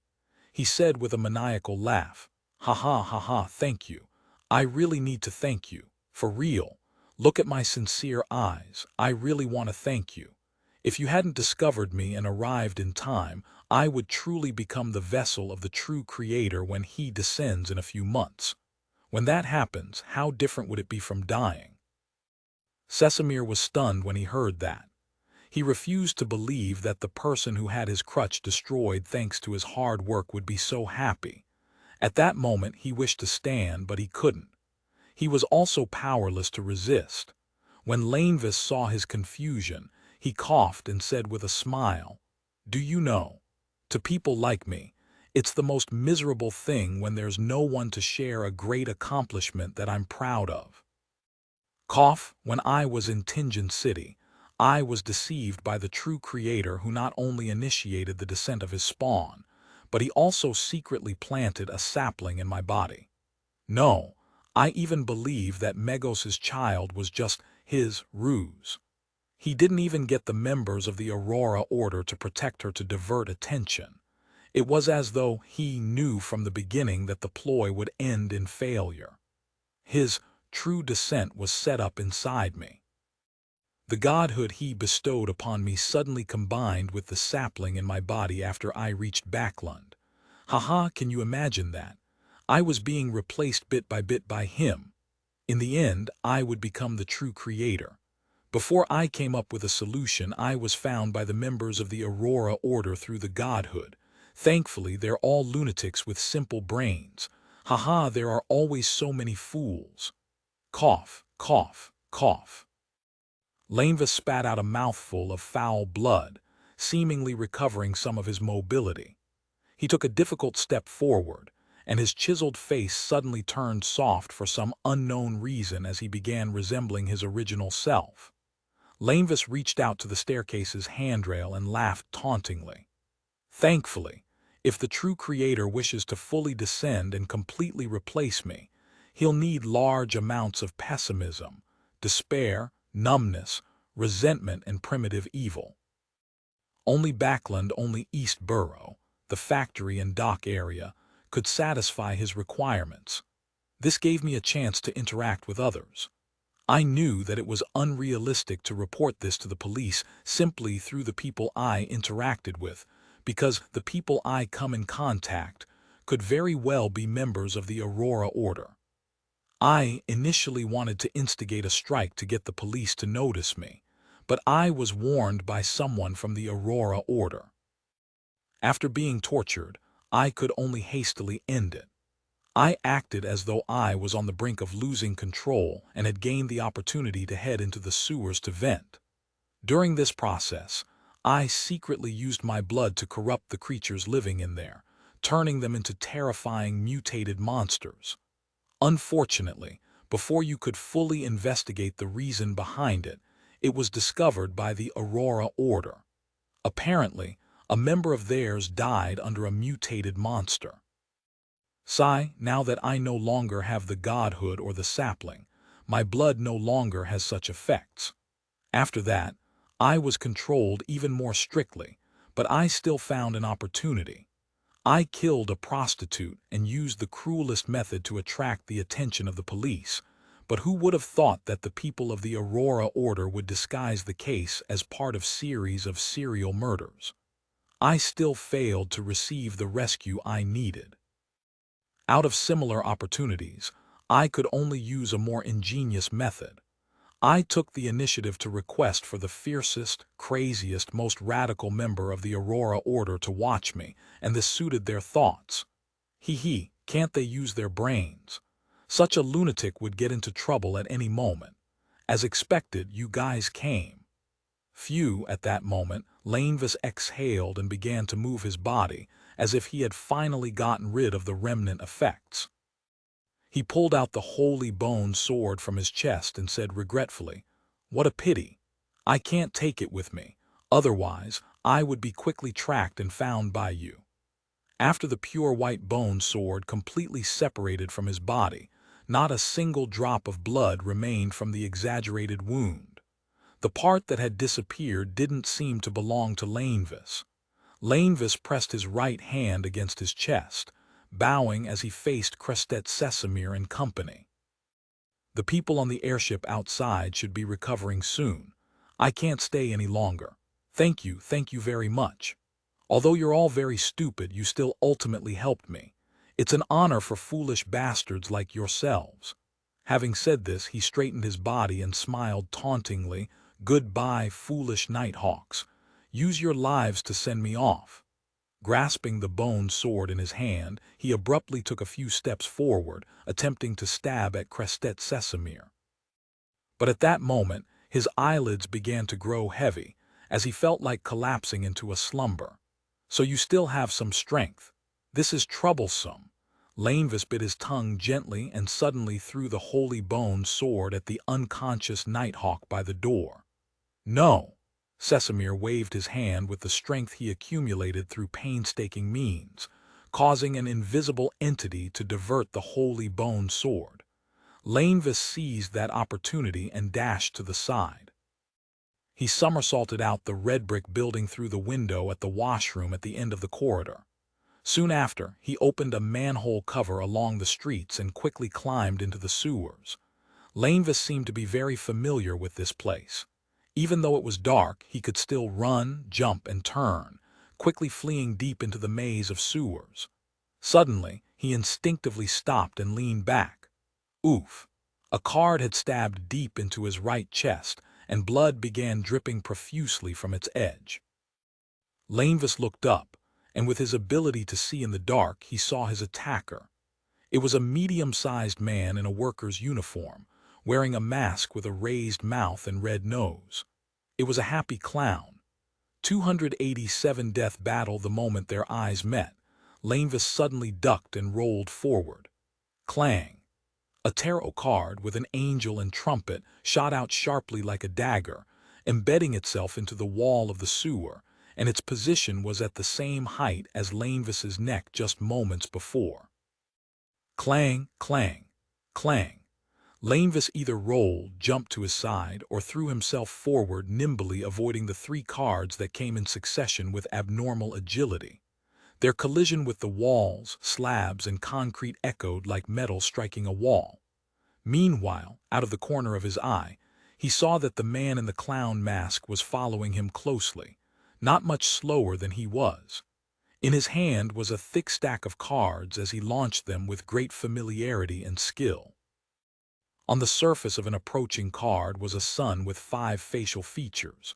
With his left hand, Lainvis propped himself up against the wall and leaped into the air, drastically changing his course. At that moment, he heard a swishing sound before suddenly feeling a sharp pain in his ankle. He launched 2 cards. One arrived slightly late and was aimed in the direction I was escaping in. Can he foresee my movements? The moment he landed on the ground, Lainvis endured the pain and rolled once again. Clang! Another tarot card embedded itself into his original position, resonating constantly in response to the impact. It was only then that Lainvis noticed a card deeply embedded in his right ankle. The card depicting stars, water containers, and holy water stained in red. Sue, Sue, Sue. Lainvis didn't even have the luxury of time to think or treat his injuries. One after another, the cards turned into seemingly sharp flying daggers, shooting at different parts of his body. Very soon, the injuries on his right leg and chest, and the remnant effects from the hole in his chest, as well as the prior demigod-level clash caused this sequence 9 Marauder to turn sluggish. This was in contrast to the nimbleness and speed that Marauders were known for. Pow! He sent a card flying, but a deep laceration tore through his wrist, one that kept bleeding profusely. The Nighthawks and the military will be coming soon. I can't delay any longer. At this moment, Lainvis's mind was very clear. Suddenly, he stopped in his tracks and stopped dodging, allowing a card depicting the devil to strike him squarely in the neck. In almost an instant, the cards sticking out from his body were sent flying. The hideous wounds on his neck, right chest, wrist, and ankle were all squirming madly, sprouting one meat tendril after another in disgusting shapes. On his skin, numerous small goosebumps appeared. These goosebumps had a metallic tint to them as if they had turned into a set of armor. Clang! A tarot card was shot over, but it was deflected by the fine goosebumps. With bloodshot eyes, Lainvis stared at the clown who had put away his cards after coming to a halt. He said, half laughing and half mocking, "No matter what, after being tormented by a deity, one will always get something in return." Before he could finish his words, he had already jumped over the polluted waters in the canal with his left foot, throwing himself at the enemy opposite him. As if expecting this, Klein stepped to the side, pulled his left hand out of his pocket, clenched it into a fist, and threw it at Lanevis's temple. Bam! Lanevis swung his elbow sideways and raised his forearm, accurately hitting his opponent's fist. The explosive force surged like a torrential tide, causing Klein's body to move from the impact as he staggered a little. Pa, pa, pa, crisp explosive blasts sounded in Klein's ear. Punches, each heavier and faster than the last, constantly reflected into his eyes. The flurry of attacks made him seem to forget to maintain his balance. He staggered and fell to the side, then with the support of his left elbow he rolled in a different direction. Smack, smack, smack, bang, bang, bang. Lanevis's punches and kicks came quickly and furiously, almost hitting Klein quite a few times, but thanks to his exaggerated balance and movements that defied common sense, he managed to dodge successfully. At times, he would be on the wall and at other times on the ground. It was as though he was performing an acrobatic act. He appeared very calm without the slightest bit of impatience. It was as though he had decided to drag out the battle as long as possible until the Nighthawks and the military arrived. And once there were any signs of Lanevis's attempting to escape, he was hell-bent on pestering him and not give him an opportunity to do so. Pa!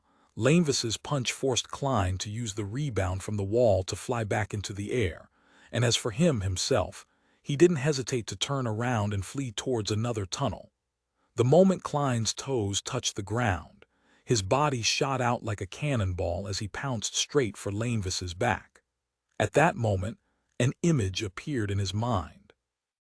It seems as if Lanevis has no bones. I should force him to twist his upper body and land a punch on his body. This was a clown's intuition. Without any doubts or hesitation, Klein took the initiative to reduce his subsequent strength. With a smacking sound, he still threw himself forward, but it was much weaker than he expected. Catcha! With a jarring noise, Lanevis twisted his upper body suddenly while his legs remained immobile. His face faced backward as his toes pointed forward. In such a terrifying scene, Lanevis threw a punch towards Klein's head. The force of the punch was so strong that even the air produced an explosive boom. Boom! His fist hit nothing but air, and his fist was still 20 or 30 centimeters from Klein's face. The winds that stirred from the punch blew through Klein's hair, but he didn't take the opportunity to attack the enemy. Instead, he croaked a single word in ancient Hermes, crimson, a charm. Lanevis scrunched his face as he immediately jumped to the side in a bid to dodge the impending attack. However, Klein had yet to throw out the charm. Instead, he clenched his left fist tightly and followed in the direction of Lanevis. He similarly threw himself to the side and rolled on the ground as well, causing the distance between them to only widen slightly. It was a bluff. Just as this thought flashed through his mind, the highly raised corners of the clown's mouth were clearly reflected in his eyes. There was also a dark red flame which had unknowingly ignited in the clown's left fist. This, Lanevis's gaze immediately froze. A light crackling sound entered his ears, and a calm, tranquil feeling emanated instantly, enveloping him and Klein. What is he trying to do? He wants both of us to be affected at the same time to allow for the Nighthawks and military to rush here in time. Lanevis's eyelids drooped heavily, and the fatigue and weakness he had been suppressing began to rear their heads uncontrollably. He did his best not to fall asleep, hoping to rely on the uniqueness of his body to endure through the most intense period of the charm's slumbering effects. As for Klein, he didn't choose to resist at all and quickly entered a deep slumber. However, whenever he fell asleep unnaturally, he would instinctively wake up. This was the unique thing about him when fighting mediumship and dream invasions. This was the reason why he had been lucky enough to escape from the hands of Madame Sharon back in Tingen.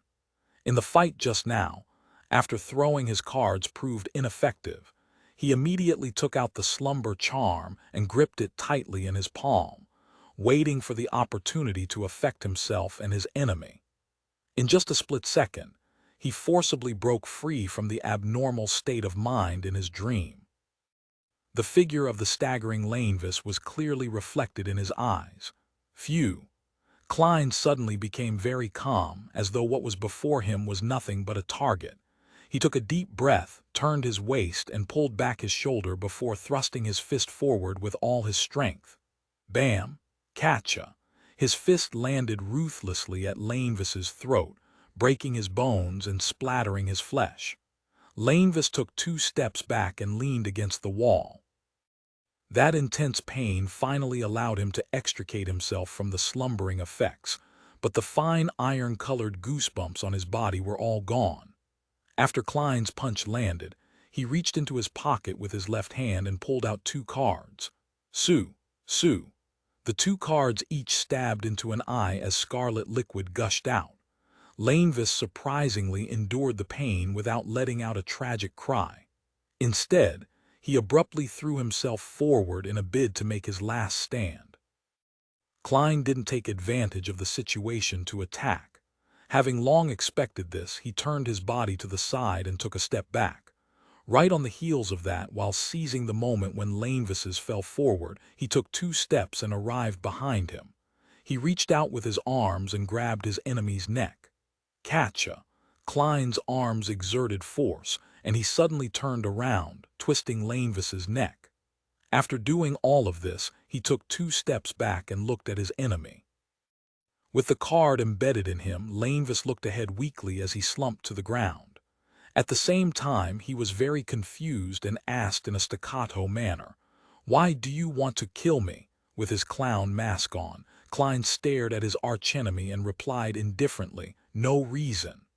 No, with his eyes wide open, Lainvis collapsed to the ground in the sewers, unable to accept his fate.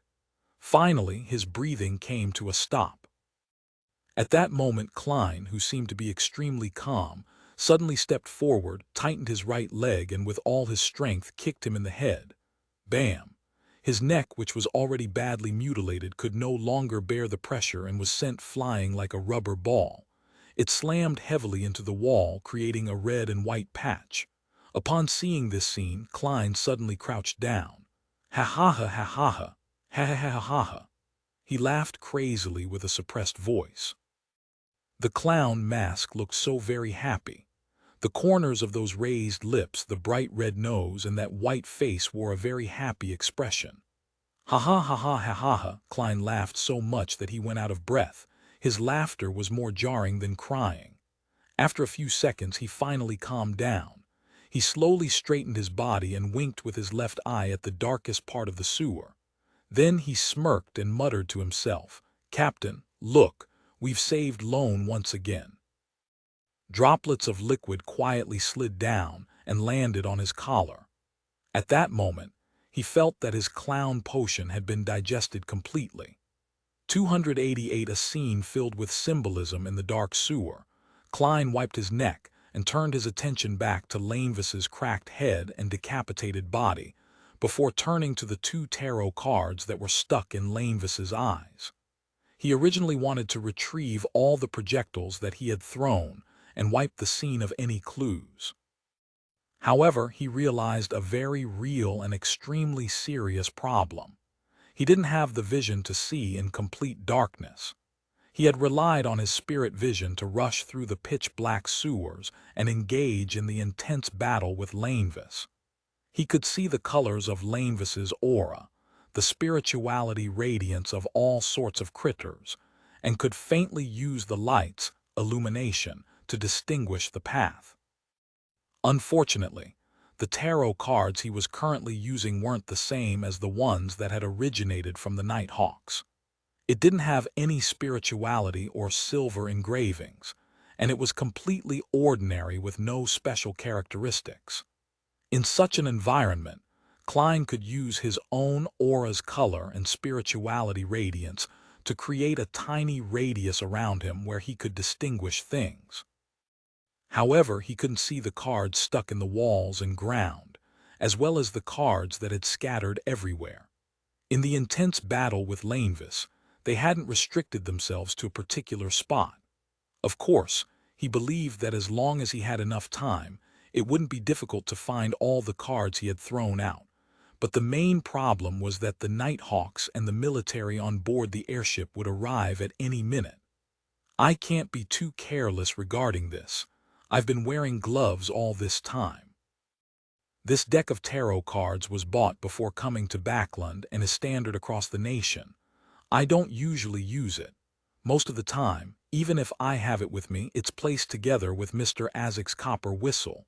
Regardless of what methods are used, it would be very difficult to locate me through them.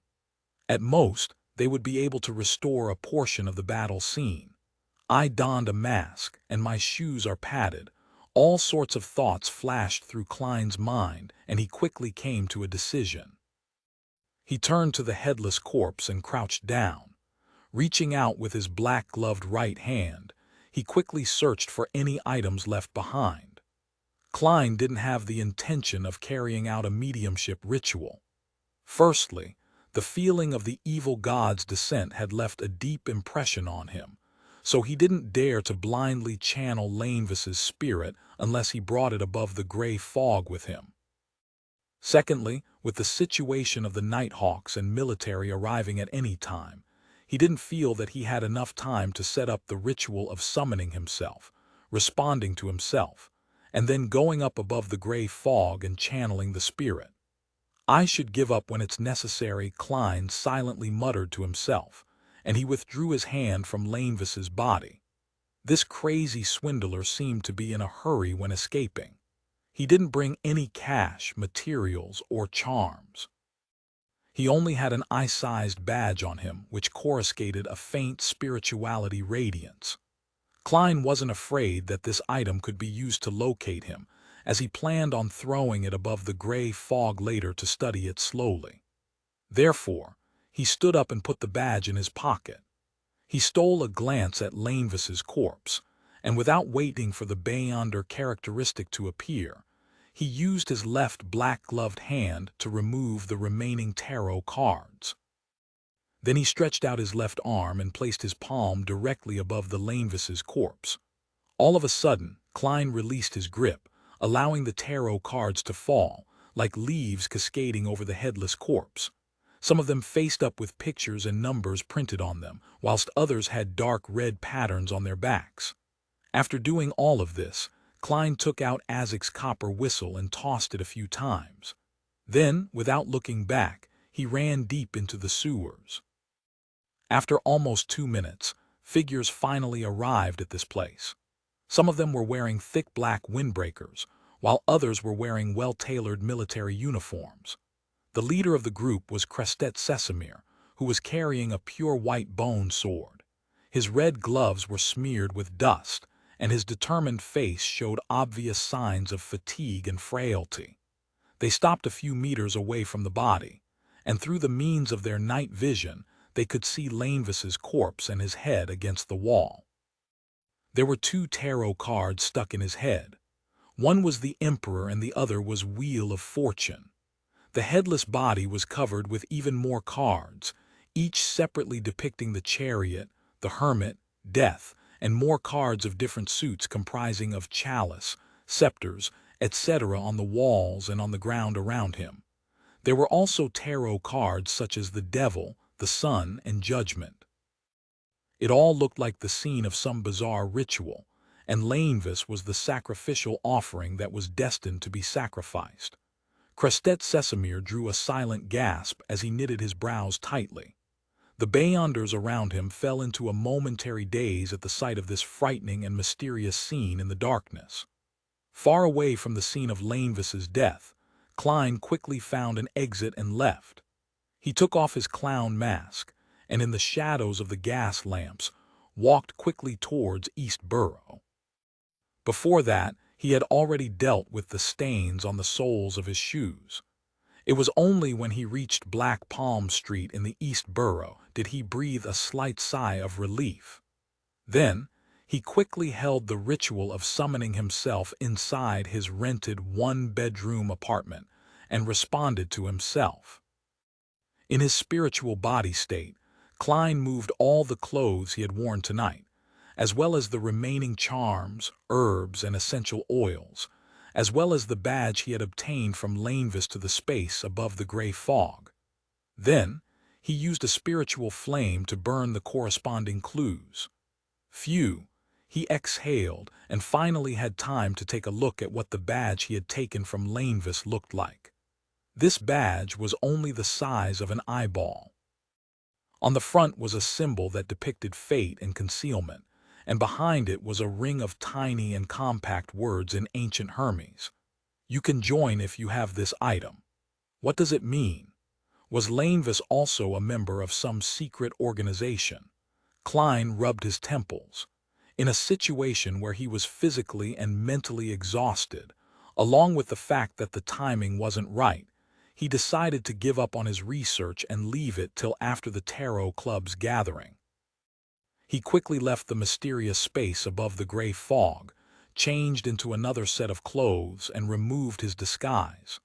However, he was in no hurry to return to Minsk Street. He planned to sleep for the night before leaving. This was because it was easy to be inspected after midnight, especially when such an accident had just occurred. He lay down on the bed, looked out the window at the moonlight's encroaching of the darkness, and gradually calmed down. After completing his initial revenge, he felt that he had relieved himself of a lot of his burdens and lost a lot of his pressure. His mental state was clearly much better than before. The present me isn't capable of handling in C. Zangwill and sealed artifact 008. Besides, the gap between us is huge. Only after becoming a high-sequence Beyonder, a demigod, would I have the qualifications to involve myself in such matters. Before advancing to Sequence 4, I'll act as though they don't exist, yea, for the foreseeable future, my goal is to work hard to improve myself. Now that I've completely digested the clown potion, I can advance to magician once the Beyonder ingredients are gathered. They're still faceless, nimble right master, and the corresponding Sequence 4 which I don't know the name of. Other than that, I'll just be an ordinary detective. Klein's mind was calm and peaceful, and his thoughts were scattered as he thought about his future arrangements. He was no longer cranky or that depressed. As he thought about it, the corners of his lips curled up slightly as he silently muttered to himself. Captain, Benson, Melissa, I believe all of you would prefer to see me like this. At dawn, a group of people wearing surgical hats and white masks came to the dock union's dormitory.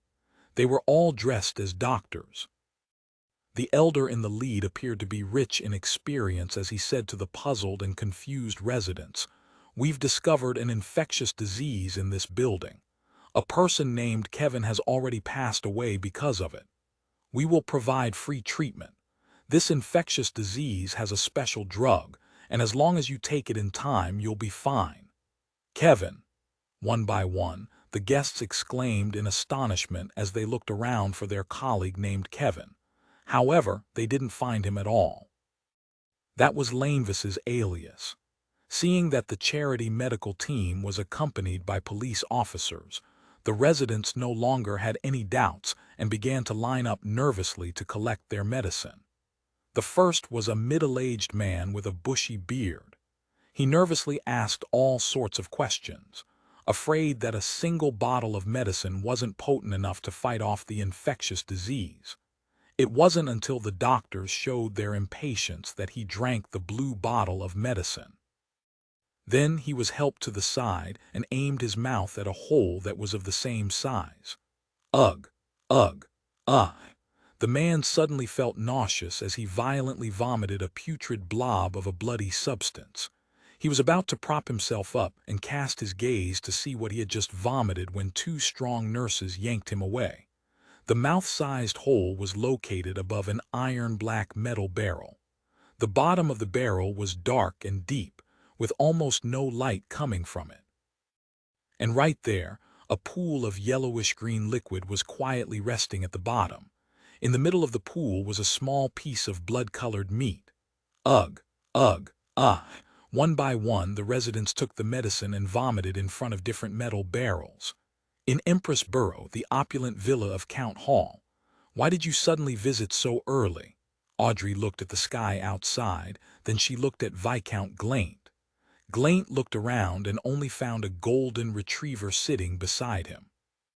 Hence, he whispered, I was planning to go to the turf club, but I met Cance on the way. He told me something very interesting. It's truly interesting. Since I was passing by here, I thought of coming to share it with you. What is it? Audrey asked with interest. Glaint didn't deliberate over his words as he replied, You should have heard of the Aurora Order, right? It was the Aurora Order that assassinated the Inti's ambassador. They were caught with several important members killed, and a very large ploy was foiled as a result. I thought it was something related to the godhood of the true creator. Zio and Force sent someone to report the information yesterday evening, and it just so happened that an operation was held last night. Wait, the Aurora Order apparently worships the true creator. Audrey's eyes lit up. She pressed in a reserved tone, What ploy? I don't know, Cance refused to say. He just told me that the person in charge of this ploy was once a wanted swindler, a swindler named Lainvis. Glaint spread out his right hand. As expected, Audrey nodded indiscernibly. She didn't conceal her curiosity and asked, Was he caught? He's dead, but he wasn't killed by our people. Glaint paused for a moment. This is what I meant by interesting. When his body was found, it was covered with many tarot cards. Same for the surroundings. You can imagine that scene, tarot cards. The body was covered with tarot cards. Audrey was startled at first before it hit her. This was done by our tarot club. It was Mr. Fool's adorer. 289 Conjecture and investigation. Audrey, who thought she knew the truth, couldn't help but imagine the scene described by Viscount Glaint. Lainvis lying in the mud in the darkness, covered with rows and rows of tarot cards. There's the Fool, Justice, the Hanged Man, the Sun, the World, and the other major arcana cards and numerous numbered cards. They would either be overturned or facing right up, and there would be some left unturned, exposing only their backs, as if they were all part of a large-scale, eerie tarot divination. This kind of scene must be very shocking. I wonder where the card for justice landed. How would the Beyonders of Me9 and the Church view this matter? Would they believe that a new secret organization has appeared? By possessing the godhood of the true creator, the ploy between Lainvis and the Aurora Order must definitely be significant.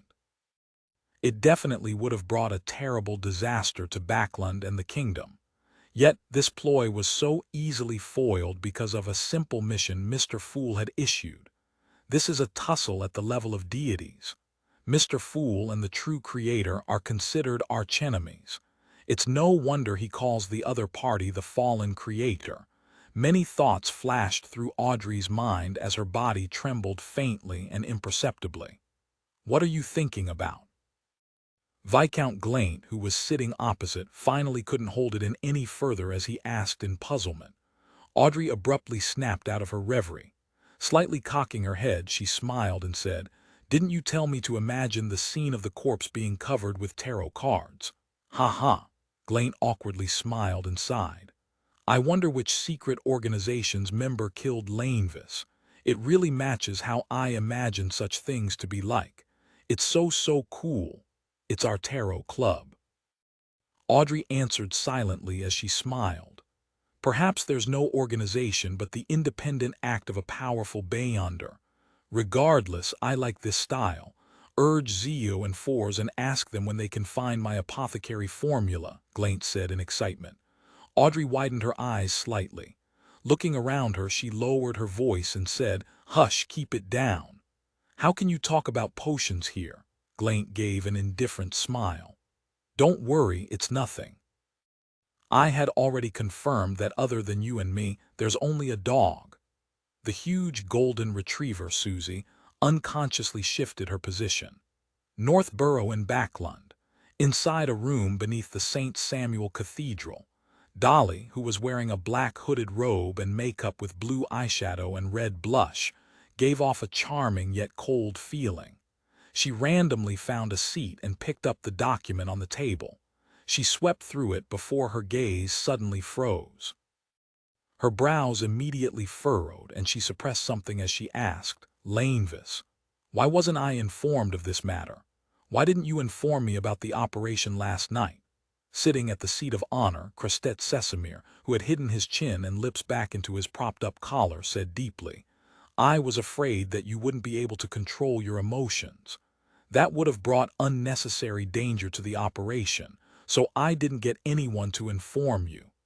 I can understand how you feel." A Nighthawk from the Tinjin squad is currently undergoing guidance and training at the Holy Cathedral. He plans on joining the Red Gloves, and his performance is about equal to yours. But as the person in charge of the operation, and as a high-ranking deacon of the Nighthawks, I had to eliminate all unstable elements. Dolly looked at the other Nighthawk squad captains and deacons, and she sneered. "Why do you think I won't be able to control my own emotions? I'm very calm and I won't act rashly. My anger will only erupt after Lainvis is caught. This is the professional bearing of a veteran Nighthawk and a deacon. If I had caught Lainvis, I would let him know that men can be weak too. I would make sure that a cold, rotten, yet stiff corpse would be situated behind his buttocks. I would make sure that a pungent white bone filled with thorns would be situated in front of him. I'd make it so that those cold little fellows enter and leave his body wherever they can. Damn it. You actually managed to let him die just like that." Krestet Sesamir looked at Dolly calmly and sighed after silently listening to her until she was done. "How long have you been putting up with it?" Dolly froze, then muttered in frustration, like a deflated ball, "For a very long time." Sesamir retracted his gaze and cast them towards the other deacons and captains. "Got anything?" "From our preliminary investigations, the person who killed Lainvis is a member of the Secret Order, a sequence 8 of the potion named Clown. He's adept at using paper cards as flying knives." A deacon reported based on the findings. "However, we are unable to confirm this guess. The tarot cards scattered across the corpse don't seem like they were concealing something. After all, the Beyonder didn't deal with the cards on the wall and in Lainvis's head. We all believe the final scene was more of a ritual or a symbolism. Therefore, we suspect that the Beyonder might belong to an organization we don't understand. Of course, the scene might also just be a personal preference of his." Sesamir nodded slightly and said, "We can start from that point and proceed with a follow-up investigation. Ayer, any updates on the person who tipped us off?" The charming middle-aged man, Ayer Harson, flipped the papers in his hand and said, "We investigated the person and discovered that his actions were directed by a bounty hunter. In the process of looking for the wanted criminal, Lainvis, the Balam's companion was killed by a member of the Aurora Order. In order to exact revenge, she secretly carried out an investigation and eventually locked onto the target at the Workers' Alliance Tavern in East Balam Dock. Based on the target's actions and lifestyle, she discovered Lainvis. Her actions have basically been verified by witnesses. There isn't anything strange about it. We also used Beyonder means to confirm that she has no connection with the person who killed Lainvis. She's in hiding now, and it's very hard to find her." Sesamir added while seemingly in thought, "This fits very well with Lainvis's description, that the radical and insane members of the Aurora Order were helping him out. Is there any problem with the reporter who did the interview at the Union that afternoon?" Another captain of the Nighthawks reported. "He was a fake reporter, and according to news from the police department, he's actually a private detective who had previously helped Mike Joseph of the Daily Observer. Joseph was investigating the murder of Cyber.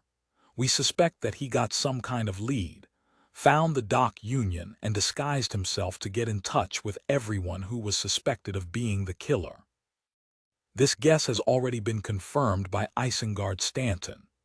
Sesamir acknowledged it before switching to ask about other people who had recently come into contact with Lainvis, but similarly got answers that there was nothing wrong with them. Towards the end, he said, after some deliberation, I'm very confused by the lack of motive for the murder of Lainvis. That mysterious murderer deserves our attention. You should continue to follow up on this matter. In addition, according to common sense, the Aurora Order definitely wouldn't only have Beyonders at the Rose Bishop and Shadow Ascetic level in a big city like Backlund. There should at least be an oracle, or perhaps even a saint. Their ploy of receiving the true Creator's descent has failed. With their crazy and irrational traits, I'm worried that they'll launch a series of retaliatory acts. All of you are to be on high alert in the near future. I'll also be staying in Backlund. Yes, Your Grace, the deacons and captains replied solemnly. Crestet Sesamir paused for a few seconds before adding, the events of the Megos incident in Tingen and last night's incident with Lainvis have revealed a problem. The industrial area, the dock area, and East Borough have become hotbeds for the descent and nurturing of evil gods. You are to send people to investigate and gather the truth about the situation. If it truly is as Lainvis had described, I'll raise this matter at the Council of Cardinals, formally exerting pressure on the kingdom and the government to bring about the corresponding changes as soon as possible. Klein slept in and didn't wake up until it was late. However, it still wasn't bright enough outside. The area was still shrouded in fog, making it dark and cold. This doesn't fit with my splendid mood, he grumbled. After changing his clothes and taking his key, he returned to Minsk Street unnoticed.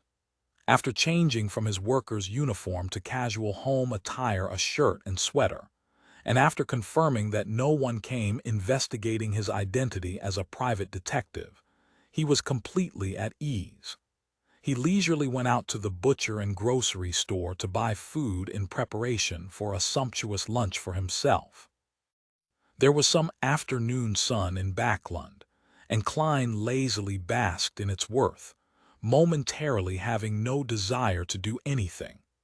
He waited until 15 minutes to 3, then he took out his golden pocket watch for a glance before returning to the bedroom and going above the gray fog. After conjuring the fake world and familiarizing himself with its controls, he sat down on the high-back chair at one end of the table and gave a message to the sun that he was to prepare for his participation in the gathering. At precisely 3, according to Backlund time, streaks of crimson light soared out of the vast and ancient palace, outlining blurry figures which were equally indistinct. Audrey directly looked towards the seat of honor and said cheerfully, "Good afternoon, Mr. Fool. The simple mission you entrusted has been completed." She had deliberately emphasized the word simple in order to ascertain from Mr. Fool whether Lainvis had really been eliminated by his adorer. She wanted to know if the tarot card-covered death scene was a symbol of the Tarot Club. Klein deliberately acted composed as he said with a smile, "I'm already aware." After saying that, he sighed. In such an age, in such a place like Backlund, in such a place in the East Borough, the dock area, and the factory district, they're the hotbeds for an evil god's descent. What? Alger was stunned for a moment, wondering if there was something wrong with his ears. Why would a simple mission involve hotbeds for an evil god's descent? 290 Affecting change indirectly. I remember that the simple mission given by Mr. Fool was for the sole purpose of examining two people for their candidacy of joining the gathering.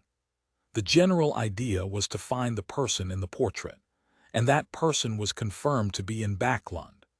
Alger Wilson tried to remember what had happened the last gathering, and he couldn't understand what it had to do with the hotbed of an evil god's descent.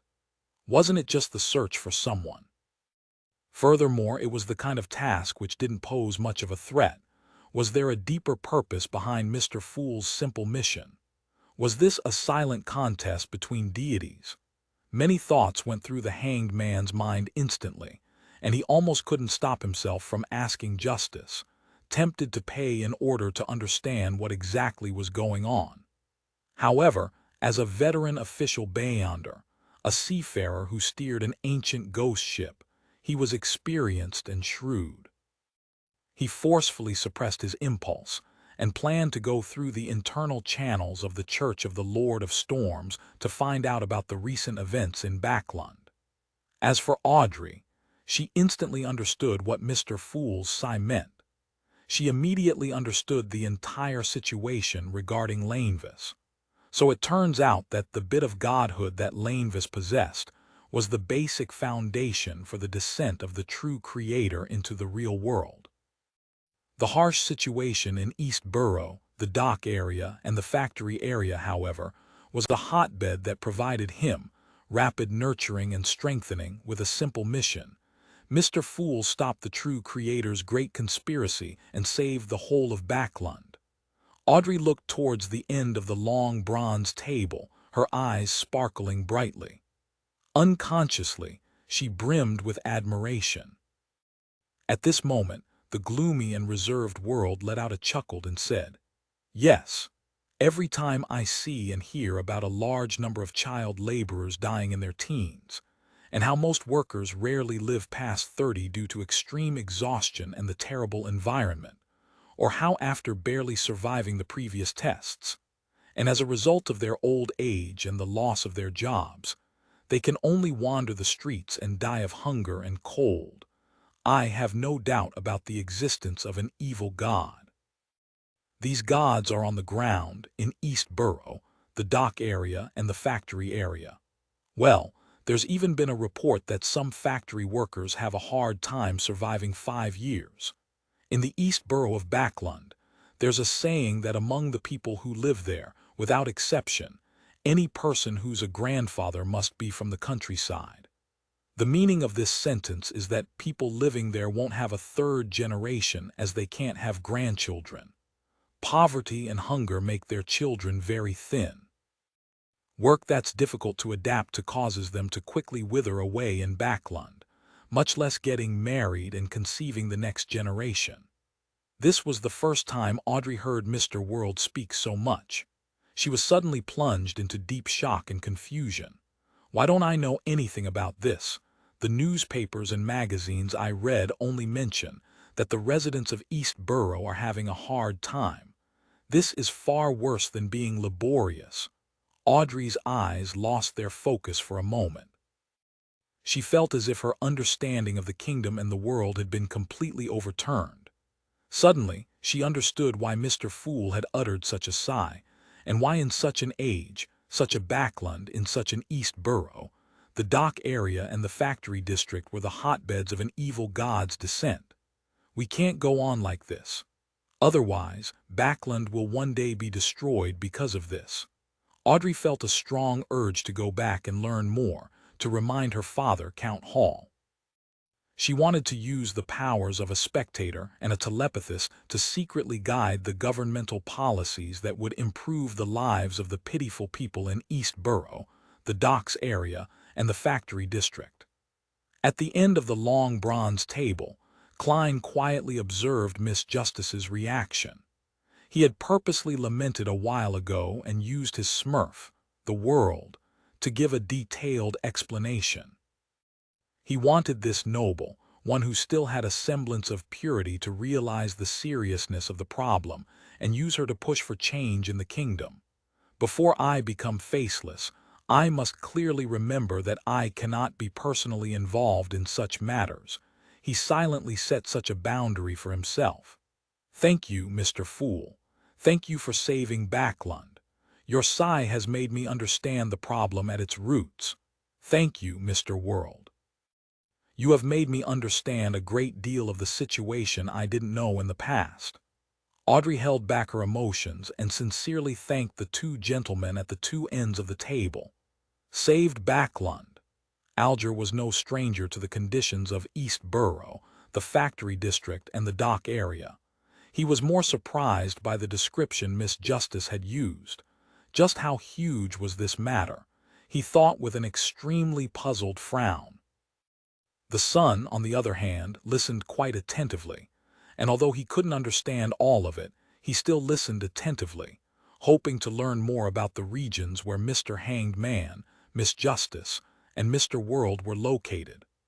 Klein only smiled in response to Miss Justice's gratitude and didn't do anything further. He then turned to look at the Hanged Man. Alger immediately understood what he meant, and he quickly conjured the last page of the promised Roselle's diary. Klein received it out of thin air and took a casual glance at it. 14th January. I discovered a problem. If unconscious high-sequence Beyonder objects are not sealed, they would unconsciously attract nearby low-sequence Beyonders from the same pathway, causing them to come into contact with each other. The higher the original sequence, the more likely that this will happen. However, this situation doesn't seem to be a constant. It seems to be intermittent. This diary entry immediately jolted Klein to attention because he had made similar guesses before. After he came to Backlund, he soon found himself intertwined with the secret order, with a Beyonder of the Seer Pathway, and thus found himself in an extremely passive and extremely dangerous situation. However, he had also obtained the corresponding sequences 7, 6, and 5 potion formulas as a result. At the time, he had suspected that his transmigration involved secrets that gave him the power to resurrect, and that he would occasionally attract people and objects related to the Seer Pathway, such as the Antigonus family's notebook or members of the secret order. After seeing this diary entry of Emperor Roselle, Klein suddenly had a new idea.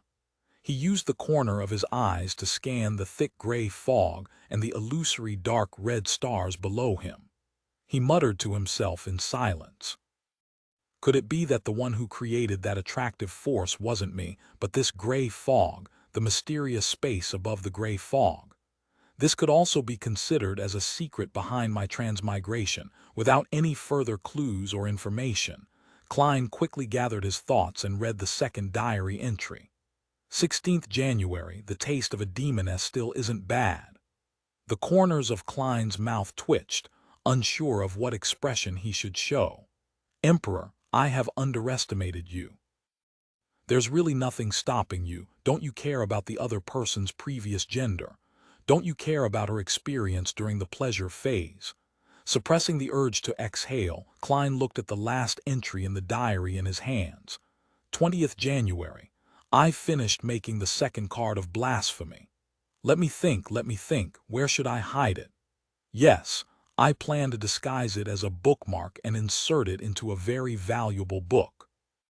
If the person who obtains it isn't someone fated, it would be hard to imagine that the most valuable thing in the book is actually that seemingly ordinary bookmark.